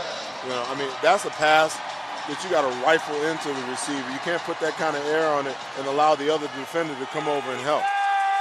So Raleigh with 46 seconds left, 2nd and 10, and they're going to call a timeout. And there's a flag on the play. No time left on the game clock. I don't think he got it off. Offense. 5-yard penalty. Remains 2nd down. And there's a delay of game, and this time it was blown dead before the play started, so no personal foul could be converted. No harm, no foul, really. That actually gives Raleigh a little bit more space because it's only 8 yards deep in the back of the end zone. But they're having trouble completing any passes right now. Well, I mean, he hasn't been stellar all day because the pressure's been on him all day. His timing is off. 2 to the left, 1 to the right of Kyle Rowley. It's going to be Howard in high motion. They're going to swing it out to Brooks, and they'll connect it to him to the 20, they say 18-yard line, and a timeout's going to be called for the Thunder with 42 seconds left. Wow, I'm actually shocked to see the Thunder actually see the Thunder call this timeout here, giving it a. Was there a timeout call? Well, it's their last timeout, and the Rattlers have 2. I mean, they just did the Rattlers a huge favor if they don't convert this 3rd down here.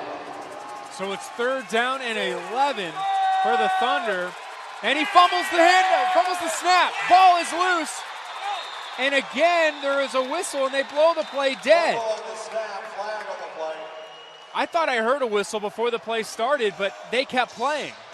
I think the whistles need to be a little bit improved here, and at halftime they need to get a new set. Well, they might need to put offside. A microphone. Defense. Wow. Offside with contact. Number 7. 5-yard penalty. Remains 3rd down. So it remains 3rd down, and this possession could have been over multiple times. Well, but I mean, we're watching a sloppy game on both sides by both teams. They're making mistakes. I mean, listen, you can't jump offside with the ball right there in front of you. What you're looking at the ball. You move on the ball. So instead of 3rd and 11, it's 3rd and 7. High motion man Howard looking his way, and it's intercepted. Jeremy Kellum, and he's going back the other way. Crosses back upfield, has a block. He's tripped down at the 20-yard line where the Rattlers will take over with 26 seconds left in the first half. Hey, that's phenomenal play there. And, you know, at the end of the day, I would really be surprised to see the Thunder come out next half and Darren Thomas not being at quarterback because Kyle Rowley has just been off. That ball, the receiver was wide open. I mean, I'm holding my breath over here like he's wide open. And at the last second, he underthrows it. Way behind him. And what a great play by Kellum here. What a great play. And he extends the play, too, and now the Rattlers with still plenty of time to get in the end zone once again. High motion man Marquis White. Davila to the sidelines. It's caught by Kerry Reed across the 15 to the 14-yard line. Only takes about 3 seconds off the clock. And most people would say, why call a timeout right there? You know, hey, you got 2 left. Like I said before, you can't go into halftime with them. And right here, you just got to protect. You even got to protect the 3. Because if you can't get in the end zone, you got to preserve this last timeout to at least get the field goal. Davila quickly to the outside again. That's Windsor, and that's enough for a first down, which will stop the clock. So now they'll have probably 3 shots at a score from inside the 10-yard line with 20 seconds left. Yeah, and you can best believe these three shots will go in the end zone because they have to be incomplete in order to stop the clock. Or they're going to have to use their last timeout to be able to get the field goal kicker out on the field. Rod Windsor, 4 catches in this game to this point. He's had a nice game. He also has a touchdown. High motion man is Reed. Looking Reed. Back in the end zone. Makes a one-handed catch and a touchdown. Wow, the Iron Man with his second touchdown of the game. And the Rattlers make it 26-6 with 15 seconds left in the first half. Wow, that was art right there. Wow, wow. Unreal. Just snatches it out of the air with one hand. And the Rattlers have showed why they're the 3-time defending champs in the last closing minutes of this first half, they've played it to perfection. Alex Zendejas in now for the extra point. The snap is good. The kick is off the mark. So Zendejas has missed 2 extra points here in this first half. But with 15.8 seconds left in this first half, 26-6, Rattlers on top of the Thunder. You're listening to Arizona Rattlers football.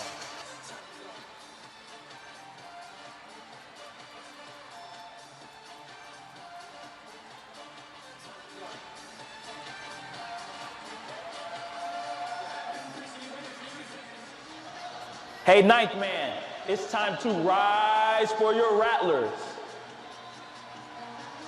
Let's finish strong, ninth man. Up on your feet, making noise for your back-to-back-to-back Arena Bowl champion Arizona Rattlers.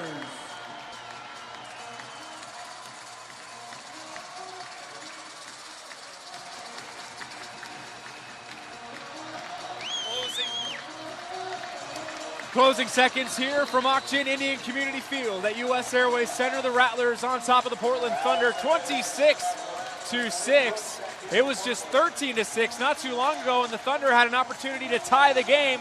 Now they find themselves down 3 scores. Nice kick by Zendejas, hits the crossbar. Brooks is able to get away from some defenders and get all the way out to the 12-yard line, and they'll have maybe a shot or two to try to score here with 9 seconds left before half.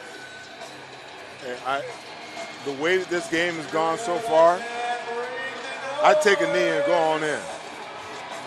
Just take a knee and go on in. It has gone that way. I mean, they haven't had it going.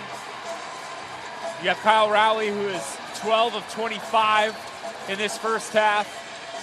The Thunder, who had a chance to score on the first possession of the game, they fumbled the ball away. Then they score on their second possession. And then since have thrown 2 interceptions and have turned the ball over on downs a couple times as well. And the Rattlers are really killing themselves with these penalties. And they're giving the Portland Thunder life when it might not necessarily have to be the case. See how many plays the Thunder can get off here in the last few moments. Rowley's going to air it out downfield and misses Howard, and that could have been a huge play, as Arkeith Brown slipped in the defensive secondary. Howard could have caught that and then some. But instead, it's 2nd and 10. Hey, absolutely. I'm telling you, Glasper, Tyree Glasper has just been all over Kyle Rowley today. All over him. Every time he turns around, he's picking himself up because Glasper is just manhandling him all day today. Glasper's probably like, it's just me again, Kyle. Don't worry, it's just me. Rowley's going to air it out, middle of the field. Wide open is Lacey, and does he get in? He does. A touchdown right before the buzzer for Vakeon Lacey. And they played off, was the secondary for the Rattlers, and they're kind of kicking themselves right now. Well, you know, sometimes when you play bend but don't break, kind of gets you in trouble. You know, just do what you've been doing. Continue to play aggressively and make them beat you. I mean, that's a gift right there. So Vakeon Lacey gets into the end zone right as time expires, and now Michael Bronstein, who missed his first extra point of this game, is in for the extra point on this one. The snap is down, the kick is good. And that should do it for the first half. At the end of the first half, Despite that touchdown, it's been all Arizona Rattlers in this first half. They go into the locker room up 26-13 on the Portland Thunder. And we'll keep it right here for a minute. Your takeaways, Seth Joyner, from this first half. A lot of miscues from the Thunder. Rattlers taking advantage. Offense clicking. Defense executing. A pretty complete first half for the Rattlers, who find themselves up 2 scores and get the balls to start the second half. Well, absolutely. I mean, you got 2 turnovers, a fumble and an interception. Defense, 2 defensive stops on 4th down, so they turned the ball over on 4th down twice. So basically, they've turned the ball over 4 times in the first half. And all of the Rattlers' offensive points have come off of those turnovers. So, I mean, you couldn't ask for a better scenario for the defense to play the way that they've played and for the offense to take advantage of the opportunities that's been afforded to them and for them to have a lead in this game. Now, you don't want to end the half like they just ended it. You know, they're going to come out and they're going to get the ball at the beginning of the first half, and you want that momentum. And right now, there's been a little bit of a momentum shift where the Thunder, you really had your foot on their neck. Now, all of a sudden, you've kind of given them life for the second half. So they're going to have to come out, take the first drive it down the field, score 7 points, and put the Thunder back in the same mental mode that they were going into the half. That's Seth Joyner. I'm Jared Cohen. We'll take a short break during halftime. We'll tune into the halftime entertainment. When we come back before the start of the second half, we'll give you some stats and take a look at some storylines. Rattlers on top of the Portland Thunder, 26-13 at the half. We'll be back with the second half action after a break. Now, ladies and gentlemen, for your halftime entertainment, please welcome back to the field the AFL's hottest dancers, the Arizona Rattlers Sidewinders.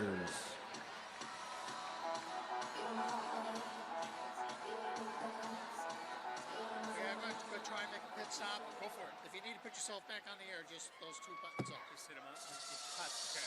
I'll probably wait for you regardless, but okay. Well, who knows how busy the restaurant is. Sounds good.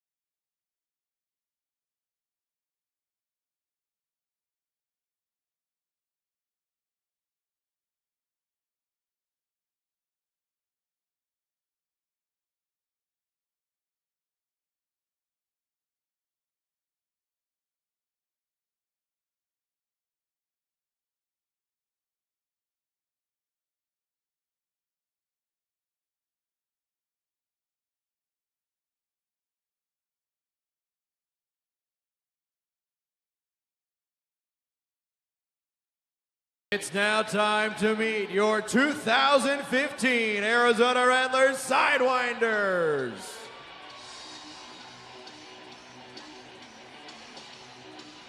Megan.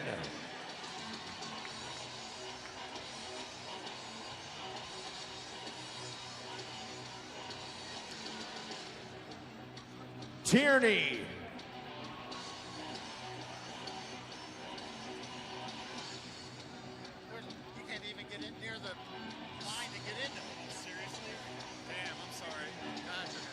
Kaylin.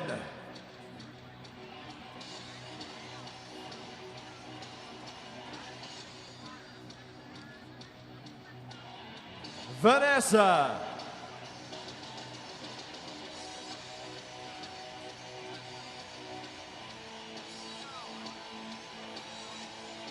Stephanie.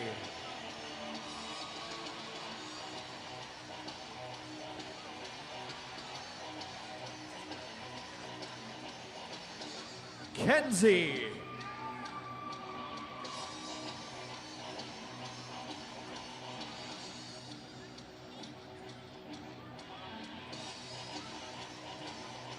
Mariah.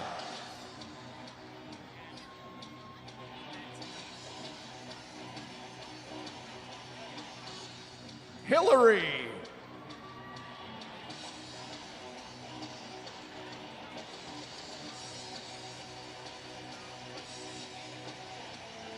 Genesis.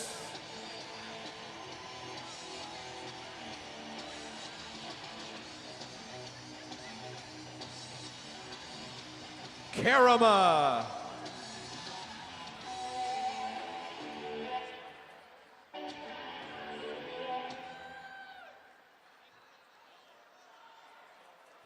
Morgan.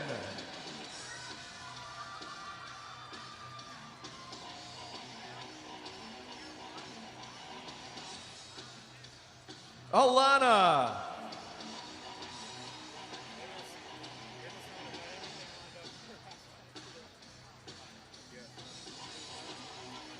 Sierra.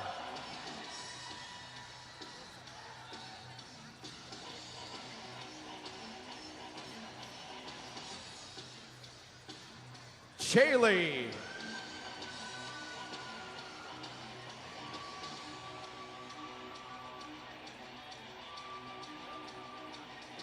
Molly.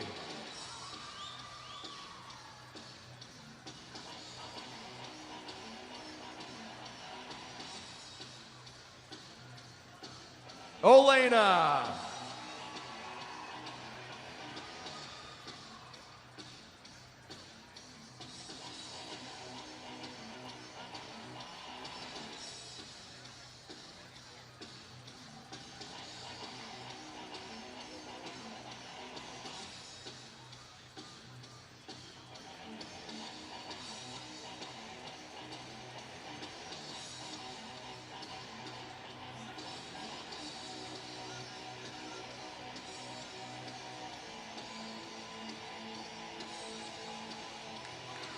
The Arizona Rattlers Sidewinders, presented by Tan United, Par Excellence Salon, and EOS Fitness.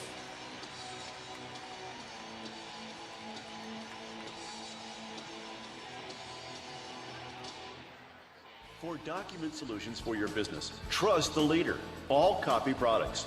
Our managed print services solution provides a worry-free printing environment, making your business more efficient and saving you money. Learn more now at allcopyproducts.com. Whether it's a dental emergency or a routine checkup, go where the Rattlers go. Visit Valley Dental and Dr. Scott Connell for all of your dental needs. And be sure to bring your Rattlers ticket in for a free exam and x-ray. Valley Dental, the official dentist of your Arizona Rattlers.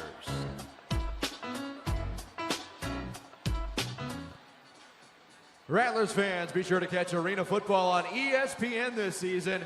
Visit arenafootball.com for the complete National Game of the Week schedule. Don't miss a minute of the action. The AFL would like to thank Spalding for its partnership. Spalding, the official football supplier of the Arena Football League. Be sure to check out arenafootball.com for all the latest news and information on your Arizona Rattlers and the Arena Football League. While you're there, be sure to visit the AFL Team Fan Shop for the latest AFL gear. Check out arenafootball.com tonight. The Arizona Rattlers would like to thank Riddell, the official helmet and protective equipment supplier of Arena Football. Rattlers fans, be sure to catch Arena Football action on the CBS Sports Network all season long.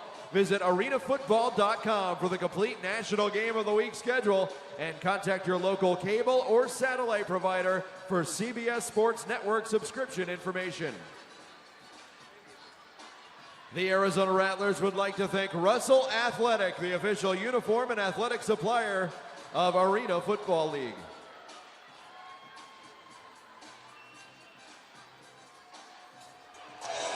Halftime here at Auction Indian Community Field at U.S. Airways Center. The Arizona Rattlers on top of the Portland Thunder, 26-13. Both teams trying to make it 3-1 early on the season. My name is Jared Cohen, sitting next to former NFL linebacker Seth Joyner.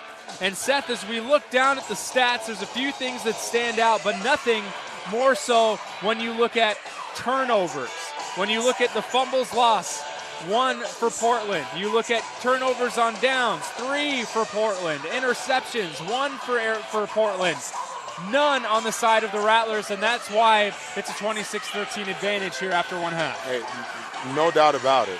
Because at the end of the day, when you look at the turnover game, the Rattlers have created 4 turnovers essentially, and Portland has only created 1 with the interception. Okay. Now, when you look at the overall scope of the first half, net yards, Portland is actually leading the Rattlers by 9 yards in net yards. But at the end of the day, those turnovers is really what flips it the other way. Yeah. You know, Davila started off slow, 3 for 7 in the first quarter, and he's kind of righted the ship.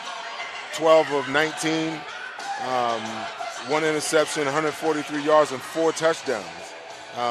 On the other side of the coin, you look at Kyle Riley. You know, started off pretty good in the first quarter.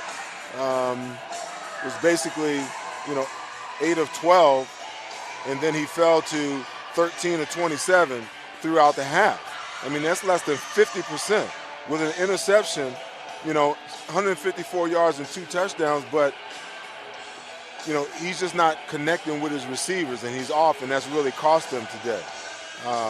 Kerry Reed having a big half, 7 receptions for 93 yards and 2 touchdowns. And you just got to give all the credit in the world to the Rattlers defense, the way that they've played. Under some adverse situations at different points in the first half of the game, they've just stood up and done what is needed to be done. Being a linebacker, Tyree Glasper has really impressed you today with what he's been able to do. Well, absolutely. I mean, he's getting a lot of pressure on the quarterback with his delay rushes and things of that nature. He's just made life miserable for Kyle Riley the entire first half, and they're going to need him to continue to do that. You don't want to allow that quarterback to get comfortable in the pocket and start to get confident and start to throw strikes out there. You always want to make him pay attention to the rush, have his head on the swivel, rather than looking down the field and being locked in as to what his receivers are doing. Portland Thunder, 3rd down, 1 of 5. The Rattlers are 2 of 3. On 4th down, Portland is 0 of 2. The Rattlers are 1 for 1. And red zone scoring chances, Portland is 0 for 1. The Rattlers are 2 for 2. That's just the biggest indication of why the Rattlers hold on to this lead here as we're about ready to get started in the second half. The only thing that's a little bit head-scratchy, if you're the Arizona Rattlers, head-scratching, 2 missed extra points. One of them not entirely the kicker's fault. It was more the holder. The second one was definitely the kicker, Alex Indehas' fault. And then penalties. A lot of unnecessary penalties that have given the Thunder extra opportunities to try to extend drives and make plays. And I can promise you that Coach Kevin Guy is not happy about that. They had 7 penalties for 47 yards in the first half. They've got to get that under control, because sooner or later one of those penalties will really come back and bite them. That's the only negative when you look at the stat sheet, on the Rattler side. If they just clean up the penalties, this game has a completely different look and feel in all probability. The Rattlers will receive to start the second half, already up by 2 scores. Arkeith Brown is back to receive it. And you know what? I wouldn't be surprised if we saw an onside kick here. I wouldn't be surprised. They try to change it up. They're already down 2 scores. Give them a shorter field. And I'm wrong. But I wanted to make it exciting. Off the net is Arkeith Brown. He receives it up the middle. A nice tackle right there by a Thunder player.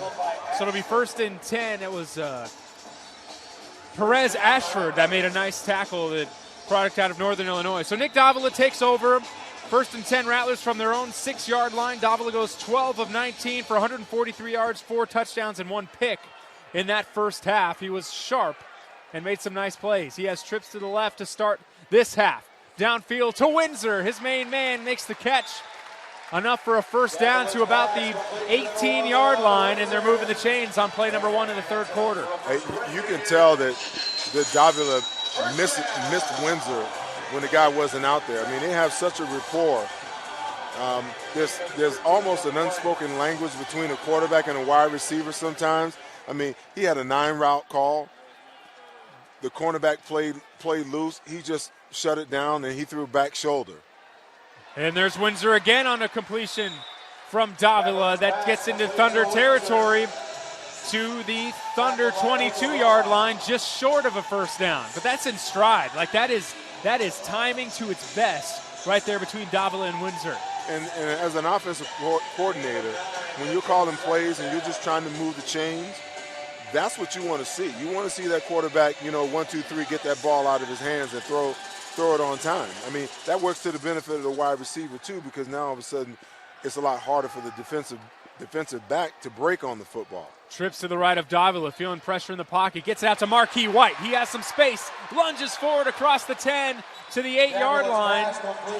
Wrapped up by Bubba Chapman for the Thunder, and another first down for the Rattlers. And another blown coverage for the Thunder. There's no one in his vicinity when he makes that catch.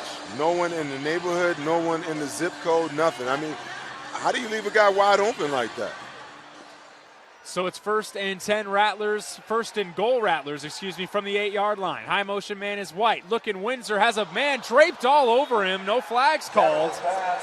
In on the coverage right there is Okachukwu Okaroha on the coverage. And to make it second and goal from the 8. I tell you, that's the first bad pass that Davila threw tonight. I mean, that ball, he had no business throwing that ball. Just throw it away. Throw it away. I mean, because he had to see the Jack Backer sitting inside there as well. Just don't take that chance. And that Jack Backer already has an interception today. Absolutely. Trips to the right of Davila. Looking to the end zone. That one's caught for a touchdown by the touchdown machine, Rod Windsor. And the Rattlers making a 32-13 lead just moments into the second half. That's a statement drive right there. We gave you a gift at the end of the first half, and now we're taking it back. And that was a strike right there. Absolutely. Into the gut of Rod Windsor. Touchdown number 2 for him on the day. And now Alex Ndejas in on the extra point. He has missed 2 in this game. We'll try to get this one to go. The snap is good. The kick off the mark again. Off to the right. So with 11:39 left in this ball game, in this third quarter, it's 32-13. Rattlers. Thunder take over for their offensive possession to start the third after a short break. You're listening to Arizona Rattlers football. And tonight's EOS Fitness Muscle Cam.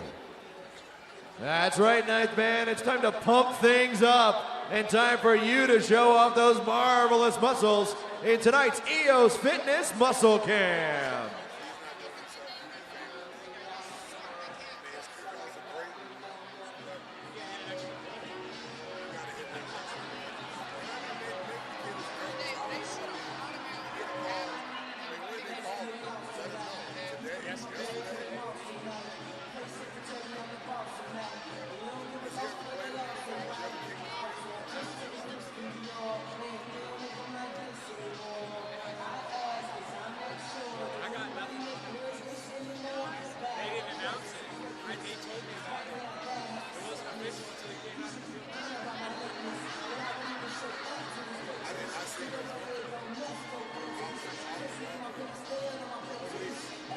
And that's tonight's EOS Fitness Muscle Cam.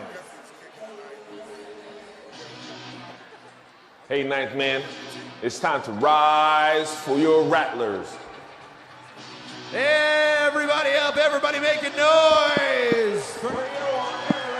11:39 left in the third quarter. The Rattlers strike on their first offensive possession of the second half. Touchdown pass from Nick Davila to Rod Windsor. The only negatives, really, third missed extra point for Alex Ndejas in this game, but he's been good at these, the kickoffs. And that one's a line drive screamer that goes out of bounds. A souvenir for the fans in the front row. And we'll go down to the field. That's going to be extra yards for the Thunder. By rule, the ball is placed at the 20-yard line. Placed all the way at the 20-yard line. Yeah, I think Alex is a little rattled right now. Those 3 missed extra points, and now he kicks one, out of bounds, giving up major field position like that. I mean, I feel bad for the young guy because he's not really doing a whole lot to help his cause here for longevity. And it might not have been long-term anyway. They did sign Fabricio Scotia this week back to the team. He was on the team in 2010 and 2011. And he, by accident, has an injury. And there's the first play, and yeah, that's going to be a flag. Arkeith Brown is all over Brooks on that play. But going back to the kicker situation, before that, we'll go down to the field. Pass interference, defense, number 11. 10-yard penalty, automatic first down. And again, that's now penalty number 9 in this game for the Arizona Rattlers.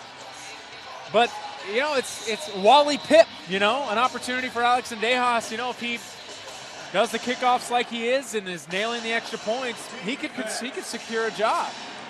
Well, I mean, you have to be looking at it that way. I mean, you know, when I played, it was always, you know, especially when you had an opportunity to play, hey, listen, there's 30-something other teams out there that are looking at you. So you put good work on the field, good work on the film, then you give yourself an opportunity to find a job, even if it's not with the team that you're with, because teams will have film on you. They see what you can do. They see what you can do, and that might open the door somewhere else. But, I mean, to come in your first game and you miss 3 extra points and then kick one off the grid, I mean, it's not helping his cause with this team or any other team. Personal foul, defense, number 77. Half the distance to the goal. Automatic first down. Penalty number 10 on a play where Kyle Rowley completed the ball to Vakeon Lacey, and Antaj Hawthorne called for a personal foul after that play. And without really any effort, the Portland Thunder are already all the way down to the 8-yard line. 10 penalties now for the Rattlers in this game. Effort, I mean, they've done absolutely nothing to earn the field position that they've gotten. It's been all given to them. Trips to the left of Rowley. He's back to throw. He flushed out of the pocket, and he's looking for Lacey, who gets leveled at the end of that play by Jeremy Kellum. Incomplete. Wow, that's a big hit right there. Over the middle. Lacey's got to make that play. No, that was Arkeith Brown that levels Lacey. I think Lacey felt some footsteps. Knew that there might be someone coming. I think Brown's a little irritated about that interference call that he got a little while back, taking it out on him a little bit. Being in the red zone has not been a friend of the Thunder. They are 0 for 2 in the red zone in this game. Back to throw Rowley. Airs it out. No one looking for it. Had to get rid of it. Intended for Lacey. And just like that, 3rd down and goal for the Thunder. Hey, I tell you, kudos to this Rattlers secondary today, because they are doing the job. Now, they've been getting some pressure up front, but they're doing a great job in the red zone of being able to jam the receivers at the line of scrimmage to mess up the timing of the route, and also give the defensive line extra time to actually get pressure on the quarterback. They are stepping it up and getting it done today. And I misspoke. Thunder are 0 for 1 in the red zone. They're going to hand it off this time to a bulldozing John Martinez. And he's in for the touchdown. The first carry of the game for John Martinez. They take the ball out of the hands of Rowley, and Martinez bulldozes his way in for 6. That's got to be a typo. 6'4", 235, moving like that? That looks like a runaway freight train. Out of USC. 6'4", 325 fullback John Martinez, the former Trojan, gets a big touchdown for the Thunder. Now the extra point in for Bronstein is good. 8:25 left in this third quarter. Thunder chipping away at that Rattlers lead. 32-20 is the score. You're listening to Arizona Rattlers football. Call timeout. It's time to play Rattlers Name That Tune. Please welcome tonight's contestant, Ashley. All right, Ashley, if you can name this tune that Rattlers defensive back Jeremy Kellum is about to dramatically recite the lyrics to on Rat TV, you'll score a great Rattlers prize pack. To Rat TV we go. Here's Jeremy with your clues. My music hits me so hard, makes me say, oh my Lord. Thank you for blessing me with a mind to rhyme and 2 hype feet. Well done, Jeremy. All right, Ashley, can you name that tune? MC Hammer can't touch this. All right, you said can't touch this. Let's head back to Rat TV and see if you're a winner. It feels good when you know you're down. A super dope homeboy from the Oak Town, and I'm known as such. And this is a beat. You can't touch this. Can't touch this. Congratulations, Ashley. You've just scored a great Rattlers prize pack, and thank you for playing Rattlers Name That Tune, starring Jeremy Kellum. Yeah, you had that sniffed out from the beginning. Can't touch this. Seth Joyner joining me, Jared Cohen here on the broadcast. Arizona Rattlers on top of the Portland Thunder after that touchdown from Big John Martinez, make it 32-20. And you know your MC Hammer, huh? Hey, you know, I grew up in that era, so I know all of that stuff, for sure. Yeah, they should. Well, you could have won something for free if they'd have got you instead of that young girl. But instead of, you get to hang out with me and call some exciting Arena League football. It's all good. All good. So set to kick it away. Michael Braunstein kicks that one away. It's a booming kick. It's a good one. Played off the net by Arkeith Brown. Looking for some blockers. The Thunder, good pursuit. And a very short gain. Doesn't even get back to the 5-yard line as Arkeith. That's where Davila and the Rattlers will take back over on offense. And that's a great kick. I mean, he put it up high and in between the crossbars. Yeah, that one had some mustard on it, no question. He's got some leg. And Arkeith Brown doing it. You've got to feel like you're in no man's land when the ball is that high up off the net and you just got to sit and wait for it knowing that guys are running after you. Well, you know they're coming, and they're coming fast. They're coming really fast. Davila to DeAdder. That's his first catch of the game, and he's down across the 10-yard line to about the 13. Short of the first down. And the complete catch number 1 for Chase on the game. You know, I understand the concept of, you know, bend but don't break style defense. You know, but the Thunder are doing a bang-up job of trying to make sure that they double that high motion man, but they're leaving the stutter on the outside wide open. I mean, he can have that route anytime he wants it, basically. They dump it off to the tight end, Gibbs.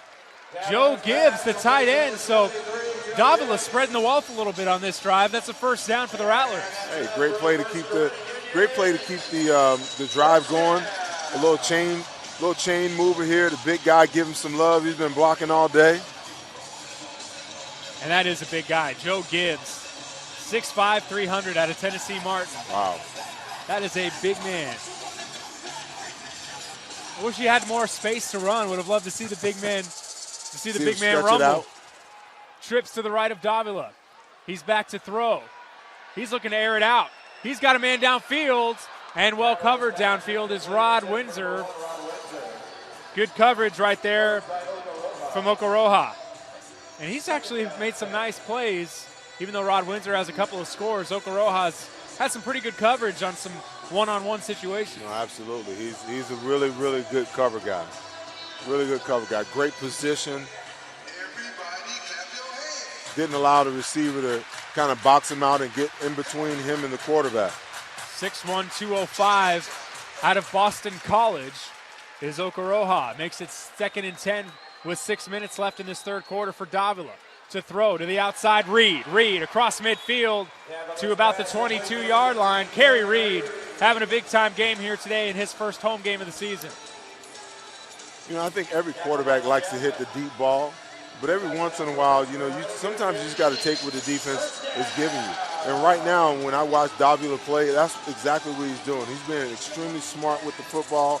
He's taking what the defense is giving him. He's not trying to force anything. And even when his primary is down the field and that primary isn't necessarily open, if it's not there, he just throws it away.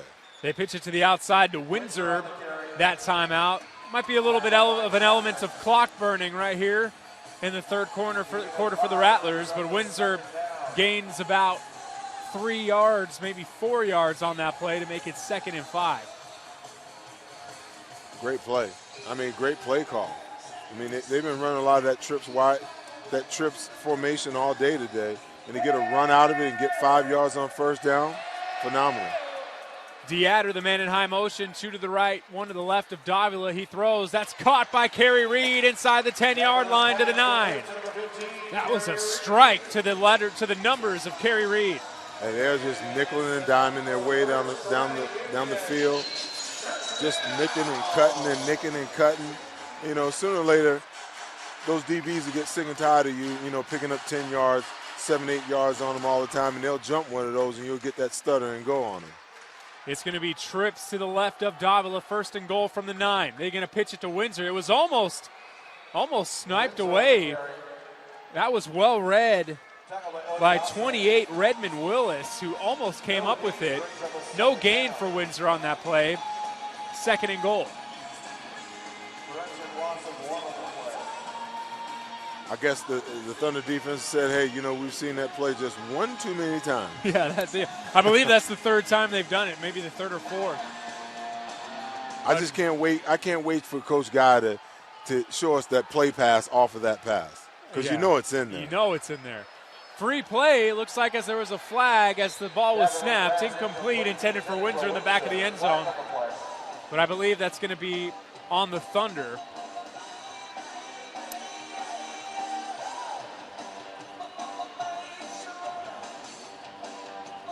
We'll go down to the field. Legal formation, defense, number 7, shading, 5-yard penalty. Repeat 2nd down. Shading. You have a definition of shading in that situation? Hey, I guess he was a half a man outside of where he should have been. Gotcha. And that's the only logical explanation I can come up with. Seems a little ticky-tack to me. A little bit. 2nd and goal from the 5. Trips to the right for Davila. He's back to throw.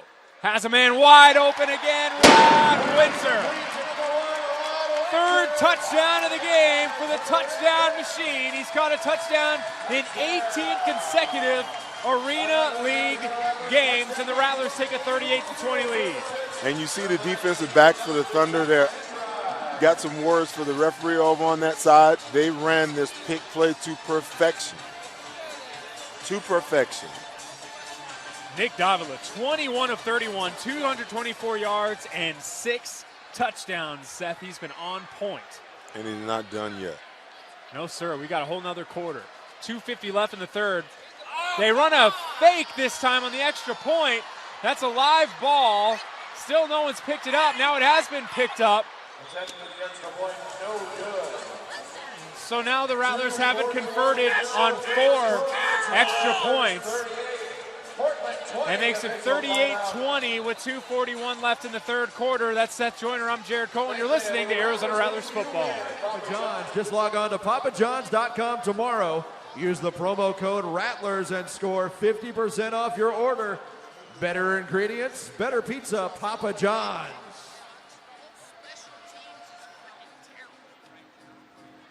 Ninth man, it's time for tonight's Valley Dental Smile Cam. Show us your best Rattler smile and you could be featured on Rat TV.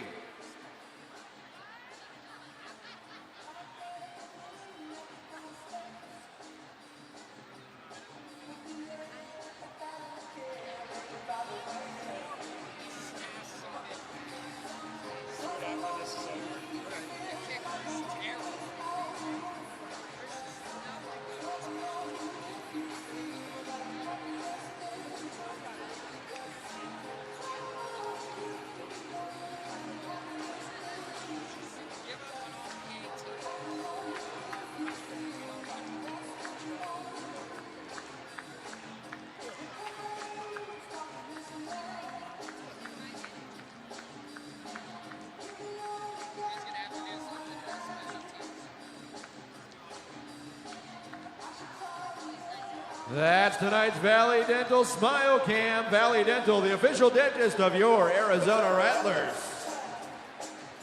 2:41 left in the 3rd quarter. The Rattlers, another touchdown from Nick Davila to Rod Windsor, but 4 missed extra points if you include that one right there. They tried to run a fake and it was completely botched. That's the point in time when you know for sure that the coach has completely lost confidence in their kicker. And he's giving them every reason to, missing 3 extra points. But when you try something like that, they could potentially turn into points going the other way. Wow. Wow. Kick away from Zendejas. Brooks plays it off the net, dancing around, still not tackled. Now he breaks free, and he'll cross the midfield down to the Rattlers' 20-yard line. And a good field position for the Thunder. And wow, right there, got a little indication of what Dwayne Brooks is capable of when he's got the ball. Absolutely. Kyle Rowley's still in the game. It hasn't been his best of the season, that's for sure. 14 of 30, 160 yards, 2 touchdowns. He's also got an interception. And the Thunder have turned it over on downs multiple times in this game. He's got 2 to the right and 1 to the left. He's back to throw, going to air it out. And incomplete. Good job by Jeremy Kellum cutting off that route from Howard, and it's incomplete. See, now as this game goes on, you're going to start to see the Thunder start taking more chances in their play calling and what they do. And that's just going to create more opportunities for the Rattlers to create more turnovers for their offense. I mean, you're not going to get back in the game on one pass. You know, you can't get it all in one pass, but, you know, they're starting to stretch their throws down the field, which is going to put more and more pressure on their offensive line and create more and more opportunities. Trips to the right, there that ball's almost incomplete by Arkeith Brown. More and more opportunities for the defense to potentially turn the ball over like that right there. When you just air it out like that, well, I mean, hey, take what the defense is giving you. You know, you're not going to win the game. You're not going to get all the way back in the game on one throw. So if they're giving you the short to intermediate routes, take those routes and then just slowly but surely, you know, move the ball down the field instead of trying to hit the home run every single time, because sooner or later the defenders are going to pick one of those off. Rowley's back to pass. He's got time this time. He's going to throw it downfield. It's caught by Lacey inside the 15 to the 12. And that was as good of a throw in rhythm that we've seen from Kyle Rowley all game. Well, I mean, I wouldn't necessarily say it was in rhythm. The receiver did a good job of adjusting. The line did a good job of giving him time to scramble, and he did a good job of moving the pocket and buying himself and his receiver the extra time to be able to make the completion. We're under 20 seconds left here in the third quarter. The Thunder trying to get into the end zone to try to make this a 10-point game, 11-point game, 10-point game before the start of the fourth quarter. Raleigh's back to throw, looking to the end zone, caught by Howard. Jamar Howard makes the play, snatches it out of the air, and for the second consecutive quarter, the Thunder score as the time expires. Wow, what a throw and catch. And each time we see Howard make a play, it reminds me of Dwight Howard, the way he gets up there and snatches the ball and uses his size. I tell you, who he looks like to me? He looks like Roddy White. Interesting. He's got the same build, same running style, same way of catching the football, but I mean, he just did a great job of going up and just snatching that ball out the air. Extra point. Snap is good. Kick is good. Nope, he missed it. Bronstein, 2 missed extra points in this game. A lot of missed extra points for both teams. It looks like both teams might be in the market for a kicker next week. Yeah, no question. We're heading to the fourth quarter. After 3, Rattlers on top of the Thunder, 38-26. Fourth quarter coming up.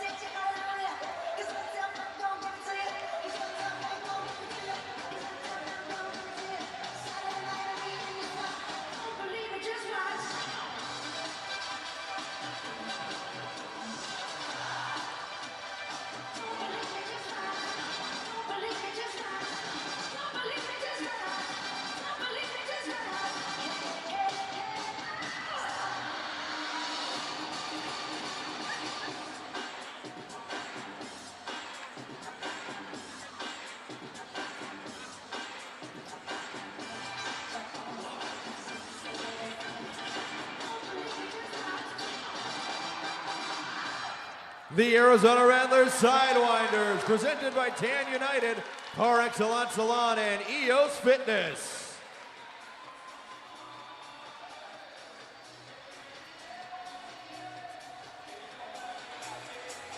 Set to start the fourth quarter here from downtown Phoenix. The Arizona Rattlers on top of the Portland Thunder. 38-26 after 3. And Seth, after 3 quarters, what's jumping out at you on the stat sheet? Well, Rod Windsor had a big third quarter. 4 receptions and 2 more touchdowns. Running his numbers up to 8 receptions for 82 yards and 3 touchdowns. He had a big third quarter. Nick Davila is obviously, just doing what he does. 21 for 31, adding 2 more touchdowns, in just that quarter. They were really, really efficient in the third quarter offensively.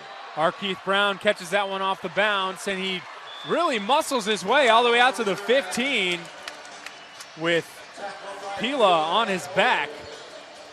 So good effort right there from Keith, and it'll be 1st and 10 Rattlers from their own 14 to start the fourth quarter, up to 38-26. Very low-scoring game. The Rattlers have had control for the most part in this game, but just 38 points. This is a team that averaged more than 60 last season. Well, I think the mistakes, the penalties, when, they've got 10 penalties, I believe, and that is, in my estimation, what's really killing them. Davila is sacked right there. Jake McDonough's had a nice game here today. There is a flag down. We'll see what the flag is assessed to. Illegal defense. Number 32, illegal blitz, wrong linebacker. 5-yard penalty, automatic first down. So an illegal blitz on Portland.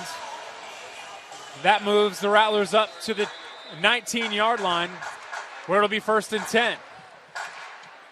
Just underway here in the fourth quarter. Arizona Rattlers on top by 12, trying to extend that here late in this game. Trips to the right of Davila. He's back to throw. Marquis White was in motion. They get it out to Gibbs, and a nice tackle right there. Man, I really like this kid. Bryce Pila, as mentioned, the reigning AFL Defensive Player of the Week, has made a lot of very nice plays in this game. He does a good job of reading plays, does a phenomenal job of just, reading, disseminating information, and just being able to, break on the ball. He plays with a lot of speed and a lot of aggression and a lot of passion. And that's what you like to see in your defensive players. So on the stop, no gain on the play for Gibbs.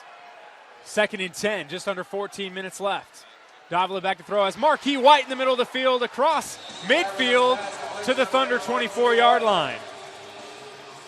And Marquis White has had a couple plays where he probably could have hauled in a few passes. That time does a good job hauling that one in before getting hit. Well, I tell my young receivers the same thing when I coach in youth football.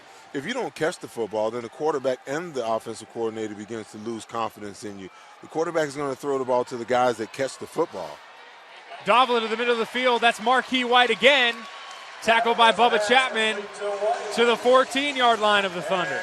You got to make that quarterback believe that, if I throw the ball in his direction, he's going to catch it, and he's going to make a great effort to go get it. So now he's been quiet ever since the first quarter. Now all of a sudden, Davila throws him a couple of balls, gets his confidence back. He comes back to him again for another big game.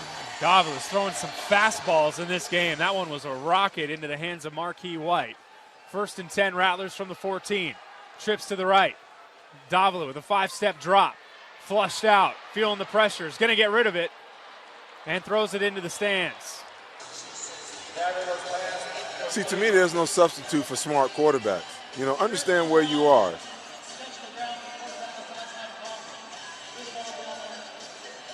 It's first and 10. You're in plus territory, and they pushed you out of the pocket, and you've got nothing. Throw it away. Throw it away. You see a lot of quarterbacks try to make something happen, try to make something out of nothing. That was just a smart play to make right there. So it's a timeout for an injury on the field. Alan Chapman, the former Arizona Rattler, is down by the goal line. And we'll keep it right here. 12:05 left in this game. Rattlers on top 38-26. Nick Davila, despite that incompletion having to throw the ball away, still really some great stats. 24 of 35 for 241 and 6 scores, 1 interception.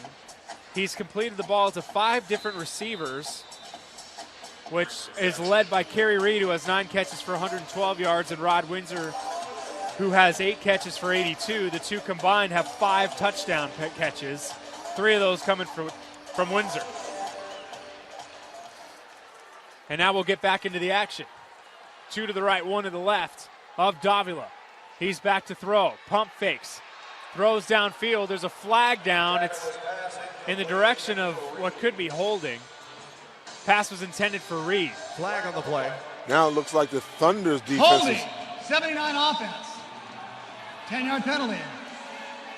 Okay, first down. Second. Now it looks like the Thunder secondary is starting to tighten up a little bit.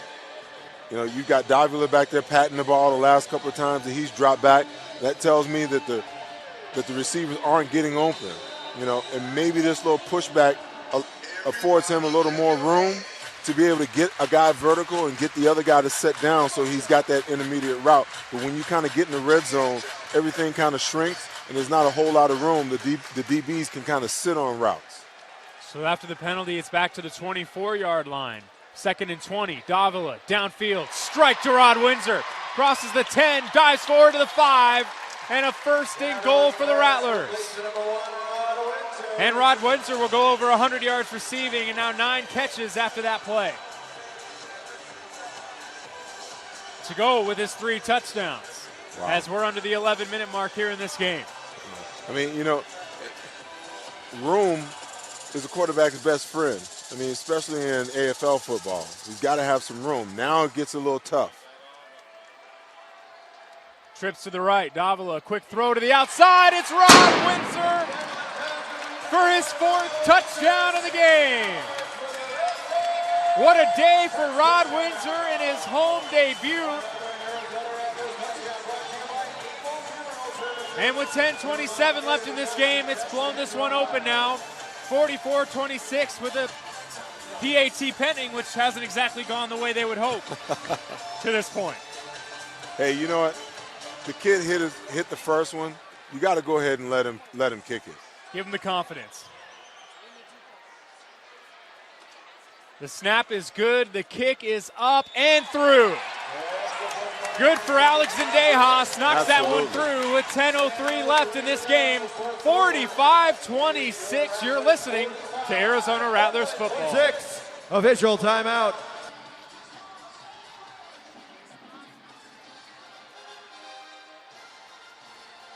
Rattler fans, it's time for tonight's Casino Arizona Throw for the Dough contest.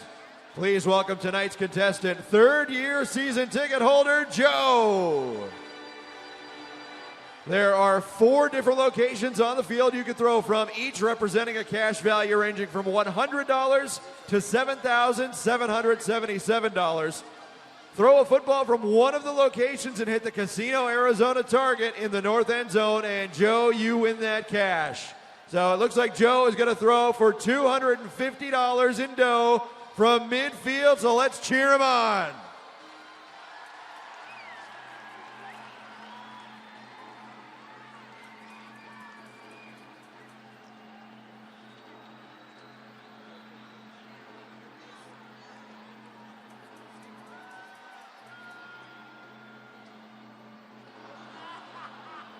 Oh, Joe, nice try. And even though you didn't win the big money, we do have an Arizona Rattlers prize pack for you. And thank you for playing Casino Arizona's Throw for the Dough contest. We've got 10 minutes left in this ball game. Jared Cohen and Seth Joyner here from downtown Phoenix. The Rattlers on top of the Thunder, 45-26 after Rod Windsor's 4th touchdown catch of the game. I mean, they've been extremely efficient on offense today when they haven't had penalties to back them up. And in that last play, just their ability to snap the ball, get back, get it out right away, and not give the defense a chance to react to what you're doing is a great call. A lot of hang time on that kick from Alex Zendejas, received by Brooks. And he dives forward and is stopped at the 5-yard line. Great coverage by DeAdder. Yeah, Chase DeAdder making a special teams play right there. And there'll be 9:53 left in this game when Kyle Rowley takes over, and the Thunder have to work in a hurry, finding themselves down 45-26. They need a quick score and have to make some things happen before this one is completely all said and done. Yeah, and I agree. They need to take advantage of their opportunities here, but I still think they still got to take what the defense gives you, because if they try to force it down the field, they put themselves in a situation where the defense is going to make plays. Rowley's going to throw this one downfield, wide open. Jamar Howard crosses the 10, breaks the tackle, and is in for 6. One play, one score for the Portland Thunder, and that is exactly the type of score that they needed. Get it done, and get it done in a hurry with time against your side. Well, I guess when you got the right play called against the right defense, yeah, you can go ahead and take that shot. And Jamar Howard having one heck of a game. He's been their top performer. He's now has 7 catches and 3 touchdowns. And a big one right there. Extra point now for Bronstein. And it's up and through.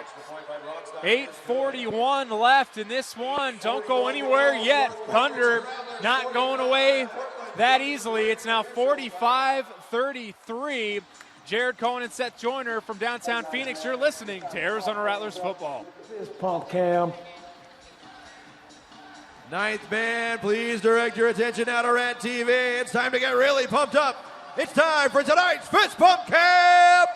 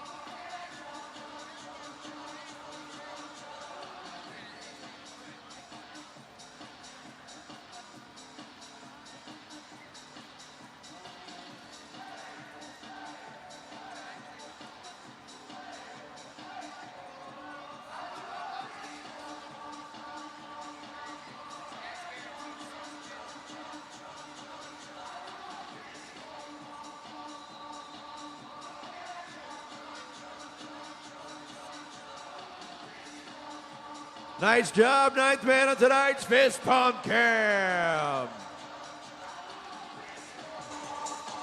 8:41 left in this one. The Thunder aren't going away easily. Jamar Howard having one heck of a game. The big touchdown right there. He now has 7 catches in the game, 3 touchdowns, and has the Thunder within a 45-33 deficit with 8:41 left.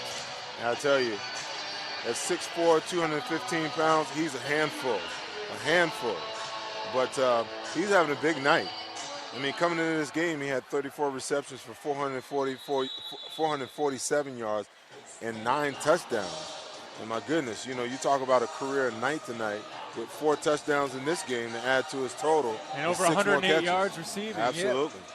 Big night for Jamar Howard. He's really the big main weapons for this Thunder team. Going into the season was Dwayne Brooks, and then over the last couple games, Vakeon Lacey has emerged as a big threat. This has been Jamar Howard's coming out party, for lack of a better term. Hey, well, that's the interesting thing about football. You never know who's going to be that guy to step up from week to week and who's going to actually emerge as a major playmaker for you along the way. So 1st and 10 for Davila. He's back to throw. He's going to air this one out. You want to score on one play? I'll score on one play too. They don't convert, but a flag is down. It looks like Okoroha was holding Windsor downfield. And he's pleading his case to Rod Windsor, not the referees, as they walk back down the field. Hey, you know, most DBs will say, hey. Pass interference, defense, number 6. 10-yard penalty, automatic first down. Hey, now, would you rather give up 10 yards or a touchdown? 10 yards. And most, that's easy. And most DBs, their mentality is, hey, it ain't a foul, it ain't cheating unless I get caught. He just got caught. They were playing a little handsy there, all running down the field, and you're right, he got caught. So instead, now it's 1st and 10, Rattlers from their own 15-yard line. They hand it off to the big fella, Michael Benson, the bowling ball. Powers his way to about the 18-yard line. Short gain on the play. Second down. I'm telling you, I love this kid, Bryce Peeler. I mean, he knew what that play was before the wide receiver even got across in motion. It's unreal. I mean, he was on that play before the ball was even snapped. He just ran up there and missed the tackle. I don't think he really wanted any of Mikel Benson. The pride of Western Oregon North. At 6 foot 275, I don't think he really wanted any of him. No question. That ball's deep downfield, complete to Rod Windsor. Nope, incomplete. Marquis White was the one that tried to make the catch. And as he's driven out of bounds, he doesn't hold on to it. Good coverage downfield from Osaji Odezi. That's just a great defensive play. Nothing you can do about that. When I originally saw it, I thought maybe he kind of lost it going out of bounds. But the defender just made a great play. Great play. Sometimes you got to give credit to the other team. So that'll make it 3rd and 7 for Davila and the Rattlers at their own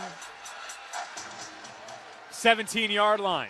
He'll have trips to the left with Kerry Reed in high motion. Davila will throw it to the outside to Marquis White, who's wide open, running down the sidelines and down at about the 10-yard line. And there's another example of the Thunder doubling up the high motion man, leaving the man on the far side, the dump down man, wide open and gaining a lot of extra yards. I just think conceptually their idea defensively is to stop that guy from being a factor and will break up. But the more and more I look at it, it seems to me that they're just dropping coverage. It's almost like they don't know who they're supposed to be covering. And they wind up leaving the guy wide open.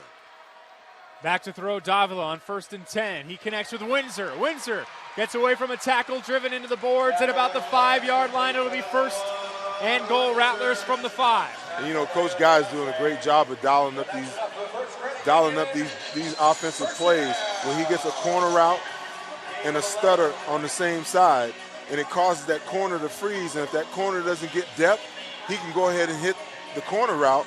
If the corner route gets depth, he can go ahead and hit the stutter route, and you got 5, 6, 7, 8 yards, and they just continue to move the chains. And that one went for 10 to make it 1st and goal, Rattlers. Trips to the left of Davila. 3-step drop, tried to fire it in to Kerry Reed, but it's knocked away. Brandon Tett broke that pass away. Former Oregon Duck Brandon Tett. Hey, you know, it's amazing. You see so many balls get knocked down today. You know, J.J. Watt has really brought something to the forefront. Hey, if I can't get pressure, then let me stop and read the quarterback, and when he raises his arm, I'm just going to jump and knock it down. Block it. Because Davila had a guy in the end zone wide open. I mean, if Tett just keeps coming, it's a touchdown. Davila to throw with Windsor in high motion. Has some time. Go through his progressions and catches in the end zone is Rod Windsor for his 5th touchdown of the game. Wow. He has, what is that, 10 touchdowns in 2 games? That's a real stat. And that just looked too easy that time. I tell you honestly, you know, we talked about in the first game this guy being missing. I now understand why, you know, he's such a big part of what they do. You know, not only, you know, for the touchdowns, but for what he helps to create and running routes for other teammates as well. But 5 touchdowns, I mean, the guy's averaging 5 touchdowns a game. And I misspoke. That's 9 touchdowns. He had 4 last game. But still, 9, what difference 10, does it make? What difference does it make? 3:45 left as Zendejas knocks in the extra point. 52-33 Rattlers. You're listening to Arizona Rattlers football. Ninth man, tonight's attendance, 8,815 screaming Rattlers fans. Thank you, Ninth man, for proving once again the best fans in arena football are Rattlers fans.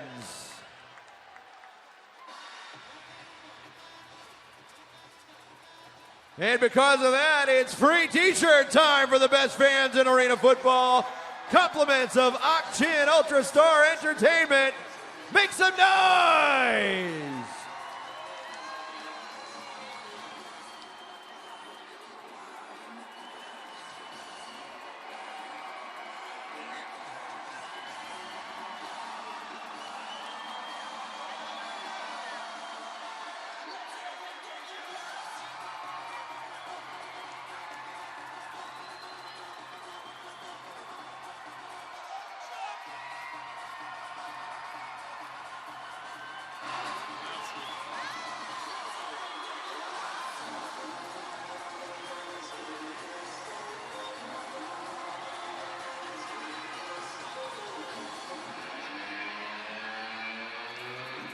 Keep that energy up, Ninth man. We got 3:45 to go. We need noise in here. 52-33 Arizona Rattlers on top of the Portland Thunder. And for a while, it wasn't looking like they were going to reach their scoring average, Seth Joyner. But after two quick scores here in the fourth quarter, they're inching their way all the way up to 52 points. Hey, well, listen. Just two more of those extra points, and they'd be right there at their average at 54. Brooks running, gets leveled by Ben Wells. And it'll be 1st and 10 Thunder from the 13-yard line. 3:36 remaining. Kyle Rowley and the Thunder scored on one play their last possession. That was a big touchdown pass to Jamar Howard, who's having a best day of the season so far this season. Has 10 catches, 108 yards, and 3 scores. 3:20 left.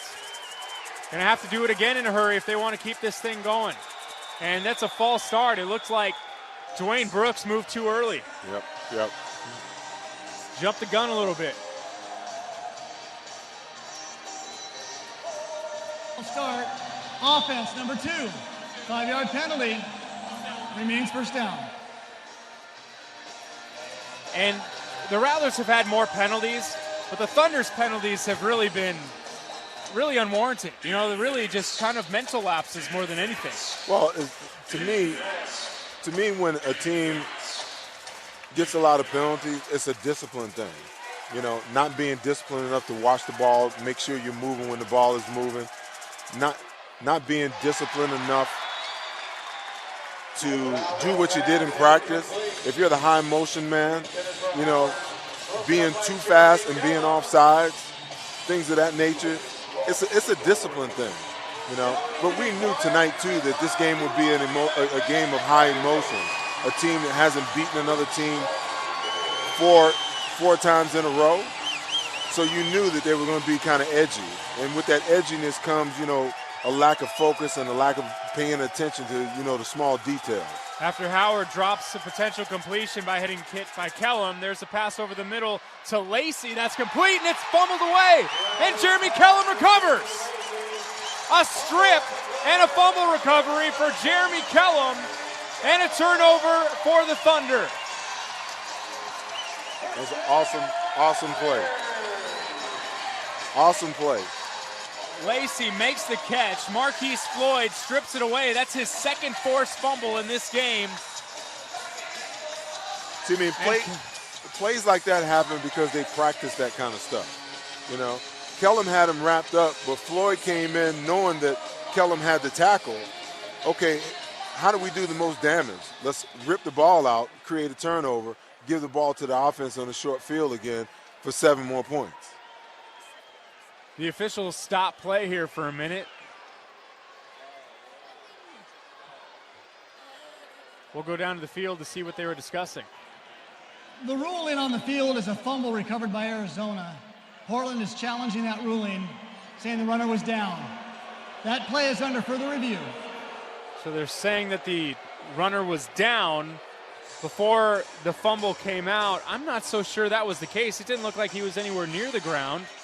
And you can't challenge if the play was dead with him still standing. Well, let me tell you this. Desperate times calls for desperate measures. Yes, no question about it. And he's really reaching right now. The receiver caught the ball, was trying to made a football move and was trying to get away.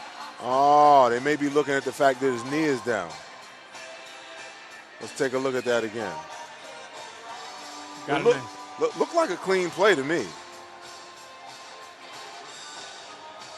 So he makes the catch. Turns. Kellum is dragging him. Knee is down.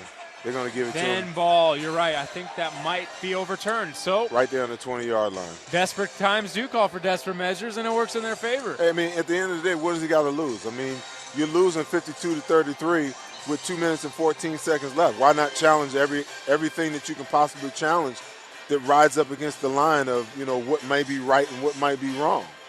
What does he got to lose? He lose a timeout? He can't carry him over the next game anyway. It's really close when that knee hits and when that ball comes out. I don't know if it's conclusive enough, but this is the angle that the referee is looking at. He's trying to see if the knee is down. But right around the time that the knee actually goes down, that's a fumble. That ball is out. That is definitely a fumble, and I think it's going to stay the case. It's a lot closer than I think we originally thought after the play happened, but that is definitely a fumble. We'll see what the officials have to say. That angle, for me, clarifies it. I mean, before the knee is even down, he's still trying to fight, and Floyd comes in and gets a piece of the ball and just knocks it away. And this isn't the angle here. You can't really see the ball at all when it's coming out. And I'm trying to understand, why it is that, the head referee, John Love, continues to look at it. From the angle that we have, is pretty clear as to, what the circumstances were. It looks pretty clear to me, no question. So we'll see. It looks like they've come to a decision. So we'll take it down to the field. Referee John Love with the verdict to see if that ball was out before the knee hit the ground. After further review, the player did catch the ball and was hit. The ball did come loose before his knee was down. It is a fumble. The call is confirmed. Portland is challenged with a timeout. He's got a little element of suspense with the way he likes to describe this Hey, stuff. Listen, sometimes you only get a couple of minutes of fame on TV. You have to make the most of it. No question. Shout out to John Love getting the right call right there. So it's Rattlers 1st and 10 from the Thunder 22-yard line with 2:14 left after the fumble. That is the second fumble recovery of the game for the Rattlers. They also have an interception. They also have some turnovers on downs. They have been great defensively. And Davila throws over the middle. It's Rod Windsor. Who else? Having a big-time game. Tackled and down at the 9-yard line. Wrapped up by Bryce Pila. And it's 1st and goal for the Rattlers. I tell you, Davila has been surgical in this entire second half. I'm just loving what he's doing. He's reading the defense. He's getting the ball to – I'm seeing a guy over here that I think is open, and he's got another guy on the other side that's wide open. This guy's really clued in, and he's clicking on all cylinders right now. So it's going to be trips to the right. High motion man Windsor. Back to throw Davila. There was a hold downfield, but a touchdown to Kerry Reed. Chase DeAdder on the opposite side of the field was being held. But while I was looking at that, it looks like everyone else was looking at that as well. And instead, Rod Windsor's wide open in the corner of the end zone. Kerry Reed open in the corner of the end zone. And another score for the Rattlers with 1:10 left in this game. Wow. What an offensive explosion in the third and the fourth quarter of this football game. Davila has just been on point. You got to give Kevin Guy a lot of credit. He's been dialing up the plays. It's just been putting the Thunder defense under the gun. And there's a 1-minute warning now. That is the 1-minute warning. We will complete the try. And they'll complete it before going to the 1-minute warning. Alex Zendejas, it's been a shaky day for him, but he's made his last 2 extra points. Can he make it 3 in a row here? It'd be great for his confidence. The snap is good. The kick is good. 3 in a row for Zendejas. with 1 minute left in this game. It's all Arizona Rattlers looking to make it 3-1 on the season over the Portland Thunder. They lead it 59-33. You're listening to Arizona Rattlers football. When you win at Papa John's, just log on to papajohns.com tomorrow. Use the promo code Rattlers and score 50% off your order. Better ingredients, better pizza, Papa John's.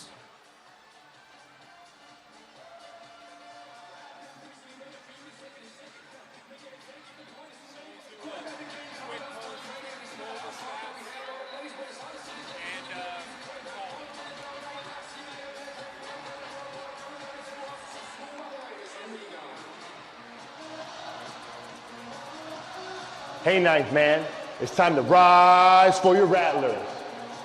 On your feet, ninth man. Let them know what you think about this performance. Make some noise for your Arizona Rattlers. 1 minute left. Rattlers on top of the Thunder, 59-33. With this one finishing up the way that it should, the Rattlers will move to 3-1 on the season. The Thunder will fall to 2-2. That kick is away by Zendejas, and it goes out of bounds. Just booted off the nets, kiddo. That'll be all the way out to the 20-yard line for the Thunder. Tough day today for Alex Zendejas. Tough day. He's 50% on his extra points, and he's got 2 kickoffs out of bounds. Wow. He was called today. Called today to come in and fill in short notice. They brought in multiple kickers. And he was the one that won the job for the day, and it might just be for today based on how some of that has gone. Absolutely.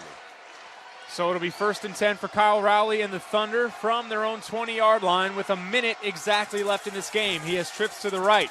He's looking to his man, Jamar Howard. Jeremy Kellum slipped at the other end of the field, and he's driven out of bounds inside the 5-yard line. Jeremy Kellum, deep in the defensive secondary, slipped, which allowed Howard to be wide open, and Howard is having some game here today. Absolutely. Absolutely. Just having his way. That's just a tough cover. That's what I'm saying. When that high motion guy comes and that safety is sitting back there and he's got a 2-way go, I mean, a wrong move, a wrong guess, and you're sitting on your butt. Yep. And the guy's running down the field. It's a tough cover. And that's almost literally what happened. 8 catches, 135 yards, and 3 touchdowns for Jamar Howard. Make that 4 touchdowns for Jamar Howard as Kyle Rowley connects with him for the score with 50 seconds left. 2 catches in 10 seconds for Jamar Howard. He now has 9 catches, 4 touchdowns, and over 140 yards receiving. He came into this game with 10 catches and 120 yards receiving and no touchdowns. So he has out-dueled himself through 3 games in this one. And sometimes, games come down to matchups. And like I say, that safety position, that guy has got to play, that high motion guy, that's a tough position to be in. Michael Bronstein with the extra point. It's up and good. So with 50.4 seconds left, 59-40, the Rattlers are on top of the Thunder. And we'll keep it right here. Do they try to up their point total or just take a knee here? Well, I think we'll obviously probably see an extra point, and then I say you go for the knee, but there are timeouts remaining. But you never know. It's Kevin Guy. He likes to make statements within games. But knowing that you're going to play this team a handful of times the rest of the year, you got him again on June 12th, and then the final day of the year on August 8th. So you might just want to take a knee, knowing you're going to see him a couple more times. Well, come on. They beat this team now 5 times in a row, okay? They seem to have their number. And the Thunder, quite frankly, are snake bitten with all pun intended. All pun intended. So at the end of the day, you don't fear anything, any future reprisal, because they haven't proven that they could even compete or beat you yet. On your post-game award sheet, who did you give your offensive player of the game to? I gave it to... Was it Rod Windsor? Yes. 4 touchdowns? Yes. Big day. I did that as well. Rod Huge day. Windsor, big-time game. 13 catches, 135 yards, and 5 touchdowns. 9 touchdowns in 2 games. There's the extra point. Marquis White knocks it out of bounds. That's a smart play, but there is a flag down. It might have been on the Thunder crossing that line a little bit too early.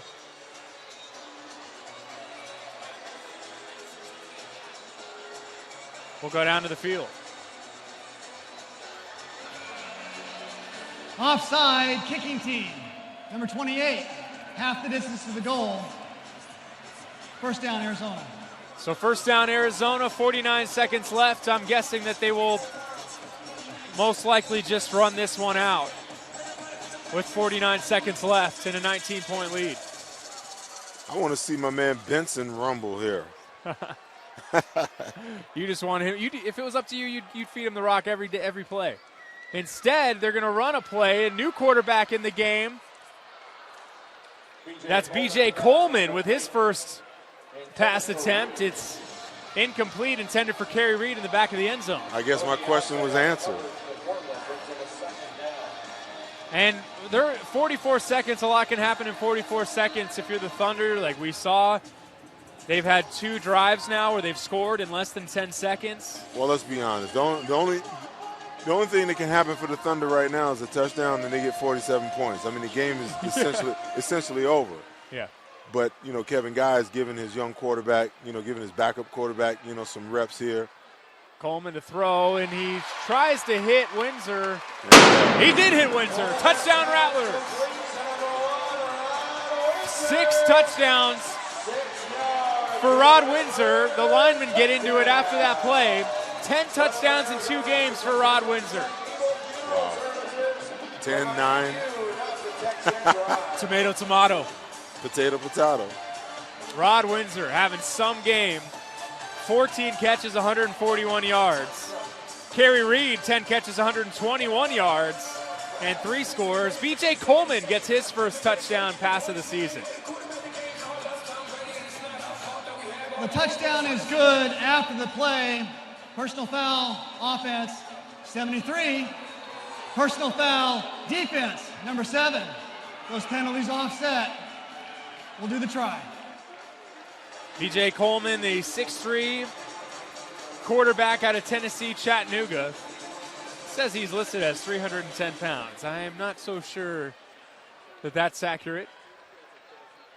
And he is down to hold for Alex Sendejas, who will try to make it over 50% extra points. That one doesn't go. Tough day for Alex Sendejas. Still a 65-40 lead. We'll wrap this thing up after a short break. You're listening to Arizona Rattlers football.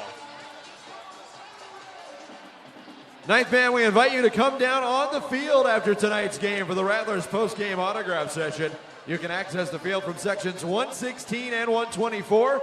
Your favorite Rattlers players, sidewinders, and striker D. Rattler will be signing autographs, and Fang will be taking pictures for 20 minutes at 6 locations on the field.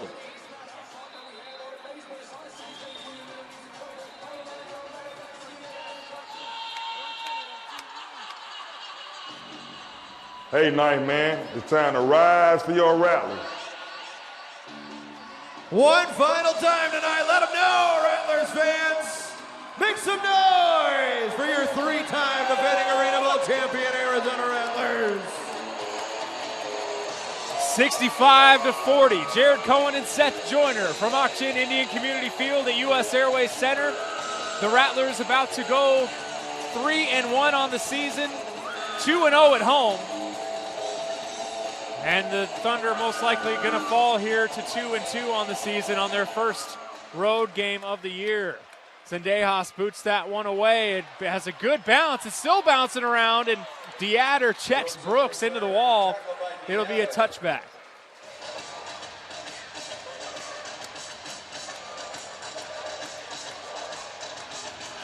So we'll see if the Thunder have an answer for the Rattlers going for that late game score there with their backup quarterback. Well, it's a good chance that Brown, pads his numbers a little more here. Or James Howard, rather. He sure has done enough. He has done enough for more than one game. Well, I mean, listen, they've got nothing to lose and continue to throw the ball down the field and try to put more points on the board. Rally's back to throw. He's going to look downfield. What a play!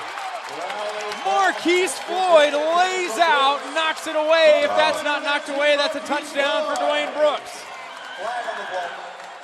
That is an awesome play. That's what you call selling out completely to be able to make a play.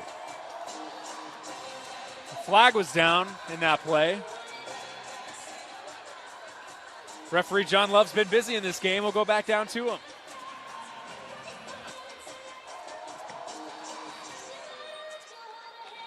Illegal defense, number 25, jack out of the box. 5-yard penalty, automatic first down. Timer, please reset the clock to 40 seconds. Portland has chosen to add time back on the clock. Just say what I know you're thinking. Come on, John. You got to let Jack out of the box every once in a while. It can't be Jack in the box all the time, man.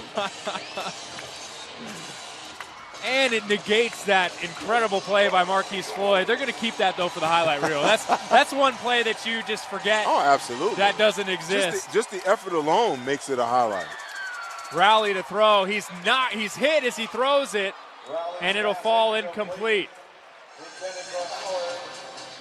That ball was intended for Howard. He was hit as he threw, and makes it 2nd and 10 with 35 seconds left. Keep bringing the pressure. Keep bringing the pressure. They have been doing it relentlessly all game long. Well, I mean, when you look at continue to look at Rowley's numbers, I mean, my goodness.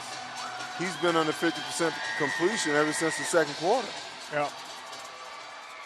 No question. 35 seconds left, 65-40 Rattlers. A little screen to the outside to Dwayne Brooks. He's a playmaker, and he stumbles his way across the 15 to the 17-yard line, and a timeout called for Portland. Slow to get up on that play was Ben Wells, but he still manages to do so. 28 seconds left.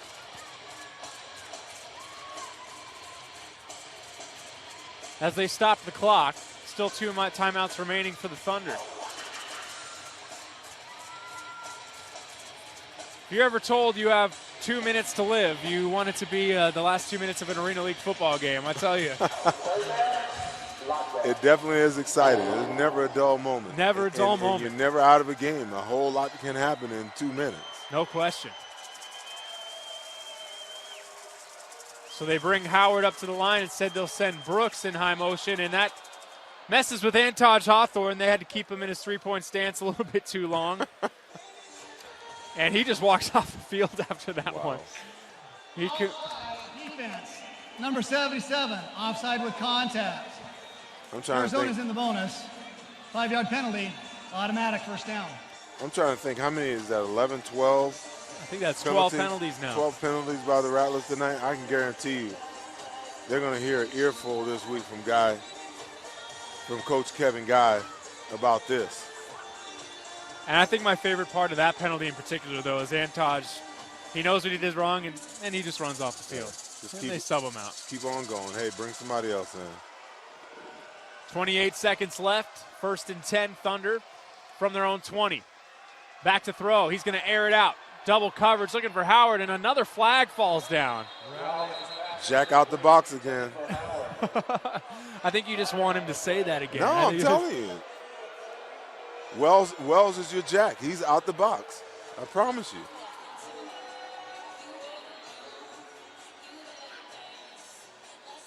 John Love, tell us what happened. Holding on the defense, number 20. 10-yard penalty, automatic first down. Timer, please put 28 seconds on the clock. Portland has chosen to add time back to the clock. You said it in the first quarter that this game was a little bit sloppy, and it has really stayed the course over the course of this game. It's had its moments of great execution, but for the most part, it's been a little bit sloppy. It's been extremely sloppy on both sides. Offense, defense, both teams. Riley hits Lacey over the middle, and he's going to go in for score. 19-yard touchdown for Vikion Lacey. And that makes it 65-46 with 23 seconds left. Well, they just keep plugging away,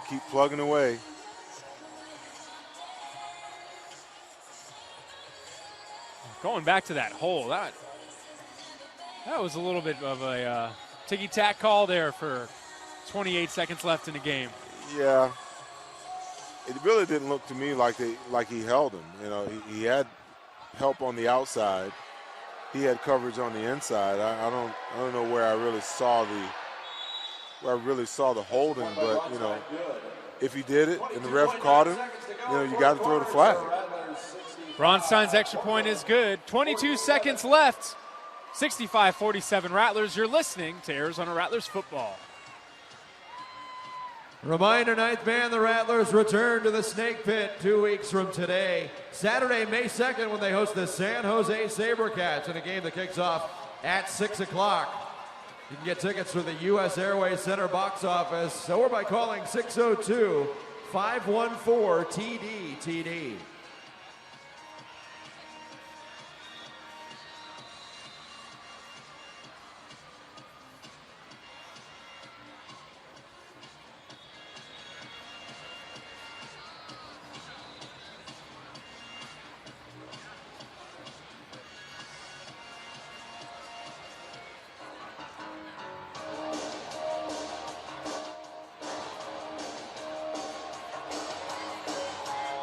So the Rattlers will look to close this thing out. 22.9 seconds left. They're on top of the Thunder after that Vikion Lacey touchdown from 19 yards out, 65-47. A lot of the scoring of this game has happened in this fourth quarter. And the kick is away from Bronstein. It goes off the net, played off the net by Arkeith Brown. Gets away from a tackle, still on his feet down at the 5-yard line with 18.7 seconds left. Tackle by Ashford. First down, Rattlers at the 5-yard line. And now I think this time they will just run the clock out, Seth Joyner. I don't know. You never know. You really never know. Take a couple more strikes. Why not? Why not? Work on some timing and some rhythm with your backup quarterback.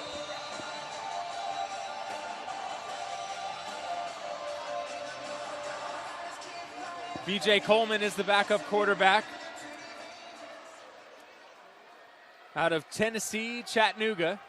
You don't look like he's in victory formation. Nope, they just run it forward, dives forward, keeps it, and that's going to run out the clock. Final score here from downtown Phoenix. The Rattlers move to 3-1 on the season. They knock off the Portland Thunder for the 5th consecutive time since the Portland Thunder become a franchise. 65-47 is the final score. We'll take a look at some stats here before we call it an evening. But before we do that, Seth Joyner, your reaction to the way the Rattlers played here today. Some positives, some negatives, but above all, the key to this game was continuing to get the wide receivers that were back healthy, back acclimated in Rod Windsor and Kerry Reed. And man, for the second consecutive time, they sure did so. Well, I tell you, when Reed and Windsor are doing their thing, they're a handful.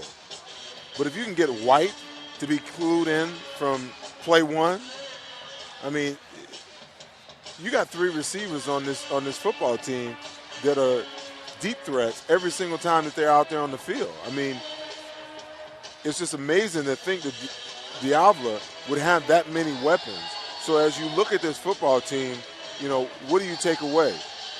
You know that the offense is going to score points. You just know that that's going to be the case. Now, defensively, can you create the turnovers that's necessary? They created 3 turnovers today, 2 fumbles, an interception, and 2 turnovers on downs. If they can continue to do that and create possessions and opportunities for the offense to score when you're stopping the opposing offense, now you've got something that you can really work with. Let's go down to public address announcer Vince Marotta, who's with the head coach Kevin Guy. This game, you get 4 stops in the first half. I mean, that set the tone for the whole game, didn't it? No doubt about it. I thought our defense came out I had a great tempo tonight. It was physical, set the tempo for us. I thought we did a better job executing on offense in the second half. Yeah, offensively, it was a little bit of a slow start, but you look at the numbers at the end of the game, 65 points, a season high. I think you scored on 10 of 11 possessions there. Yeah, we're getting better. We're still growing as a football team. We got a lot of new faces on our team. We're going to get better week to week, and right now we're worried about winning week 21. We're trying to get better right now. Coach, congratulations. Go enjoy this one. Good luck next week in L.A., and we'll see you next here at the Snake Pit 2 weeks from now when the Rattlers host San Jose. So there's Coach Kevin Guy after the game. Again, 65-47, the final. Let's take a look at the numbers. The Arizona Rattlers, again, 65-47 win, led by Nick Davila, of course, throwing the football. 31 of 44, 319 yards, and 9 touchdowns, just 1 interception. Spreading the ball around to 5 receivers, Seth. 14 catches for Rod Windsor for 141 and 6 scores. 10 catches, 121 and 3 scores for Kerry Reed. 5 catches for 50 yards and 1 score for Marquis White. Joe Gibbs and Chase Deatter got involved in the action as well. You know, it's tough. They hand out those, player of the game deals right around, the end of the third quarter. And a lot can change. And a lot changes. I mean, I'm looking at Nick Davila's numbers here. 31 of 44 for 319 and 9 touchdowns. I mean, if I could, pull my vote back, I would definitely give it to him. Now, that's big numbers by Windsor and Reed. 14 and 10 respectively, 142, 121 respectively, and 6 touchdowns by Windsor and 3 by Reed. I mean, those are phenomenal numbers. But to be able to connect the way that the quarterback did, I mean, that's a phenomenal job. And you got to consider, in the first quarter, he went 3 for 7 and 1 touchdown. Yeah. That's it. Yep. That's nuts. Rod Windsor now with 10 touchdowns in 2 games. He's played 2 games this season since coming off of an injury, and since then he's done nothing but come back and score 10 touchdowns. For the Thunder, Kyle Rowley, 22 of 43, an interception, 6 touchdowns, and 296 yards. His big playmaking receiver, Jamar Howard, 9 catches, 138 yards, and 4 touchdowns. McKeon Lacey, 8 catches, 108 yards, and 2 scores. 4 catches, 33 yards for Dwayne Brooks. They had a little bit of trouble getting that flow going in the first half, and because of it, it set them behind 2 scores at the half. Well, no doubt about it. I mean, it was a combination of the turnovers that the Rattlers were able to create, but it also was a result of the pressure that the D-line and the linebacker, Tyree Glasper, was able to put on the quarterback in the first half that got him completely out of rhythm and got him frazzled. I mean, he had some receivers in the first half that were open for touchdowns, but he was just so rattled that there was no way, he couldn't stand in the pocket and complete passes accurately. So the Portland Thunder fall to 2-2 on the season. The Rattlers 3-1. Next coming up for the Arizona Rattlers, they're back on the road to L.A. to take on the Kiss, the Los Angeles Kiss. That's going to be a 7 o'clock kickoff on April 25th. Their next home game, Saturday, May 2nd, against their rival, the San Jose SaberCats. Special thank you to Technical Director this evening, Walt Ellis, Seth Joyner, Jared Cohen. Again, the final score from downtown Phoenix, 65-47. The Rattlers win it. We say good night from downtown Phoenix.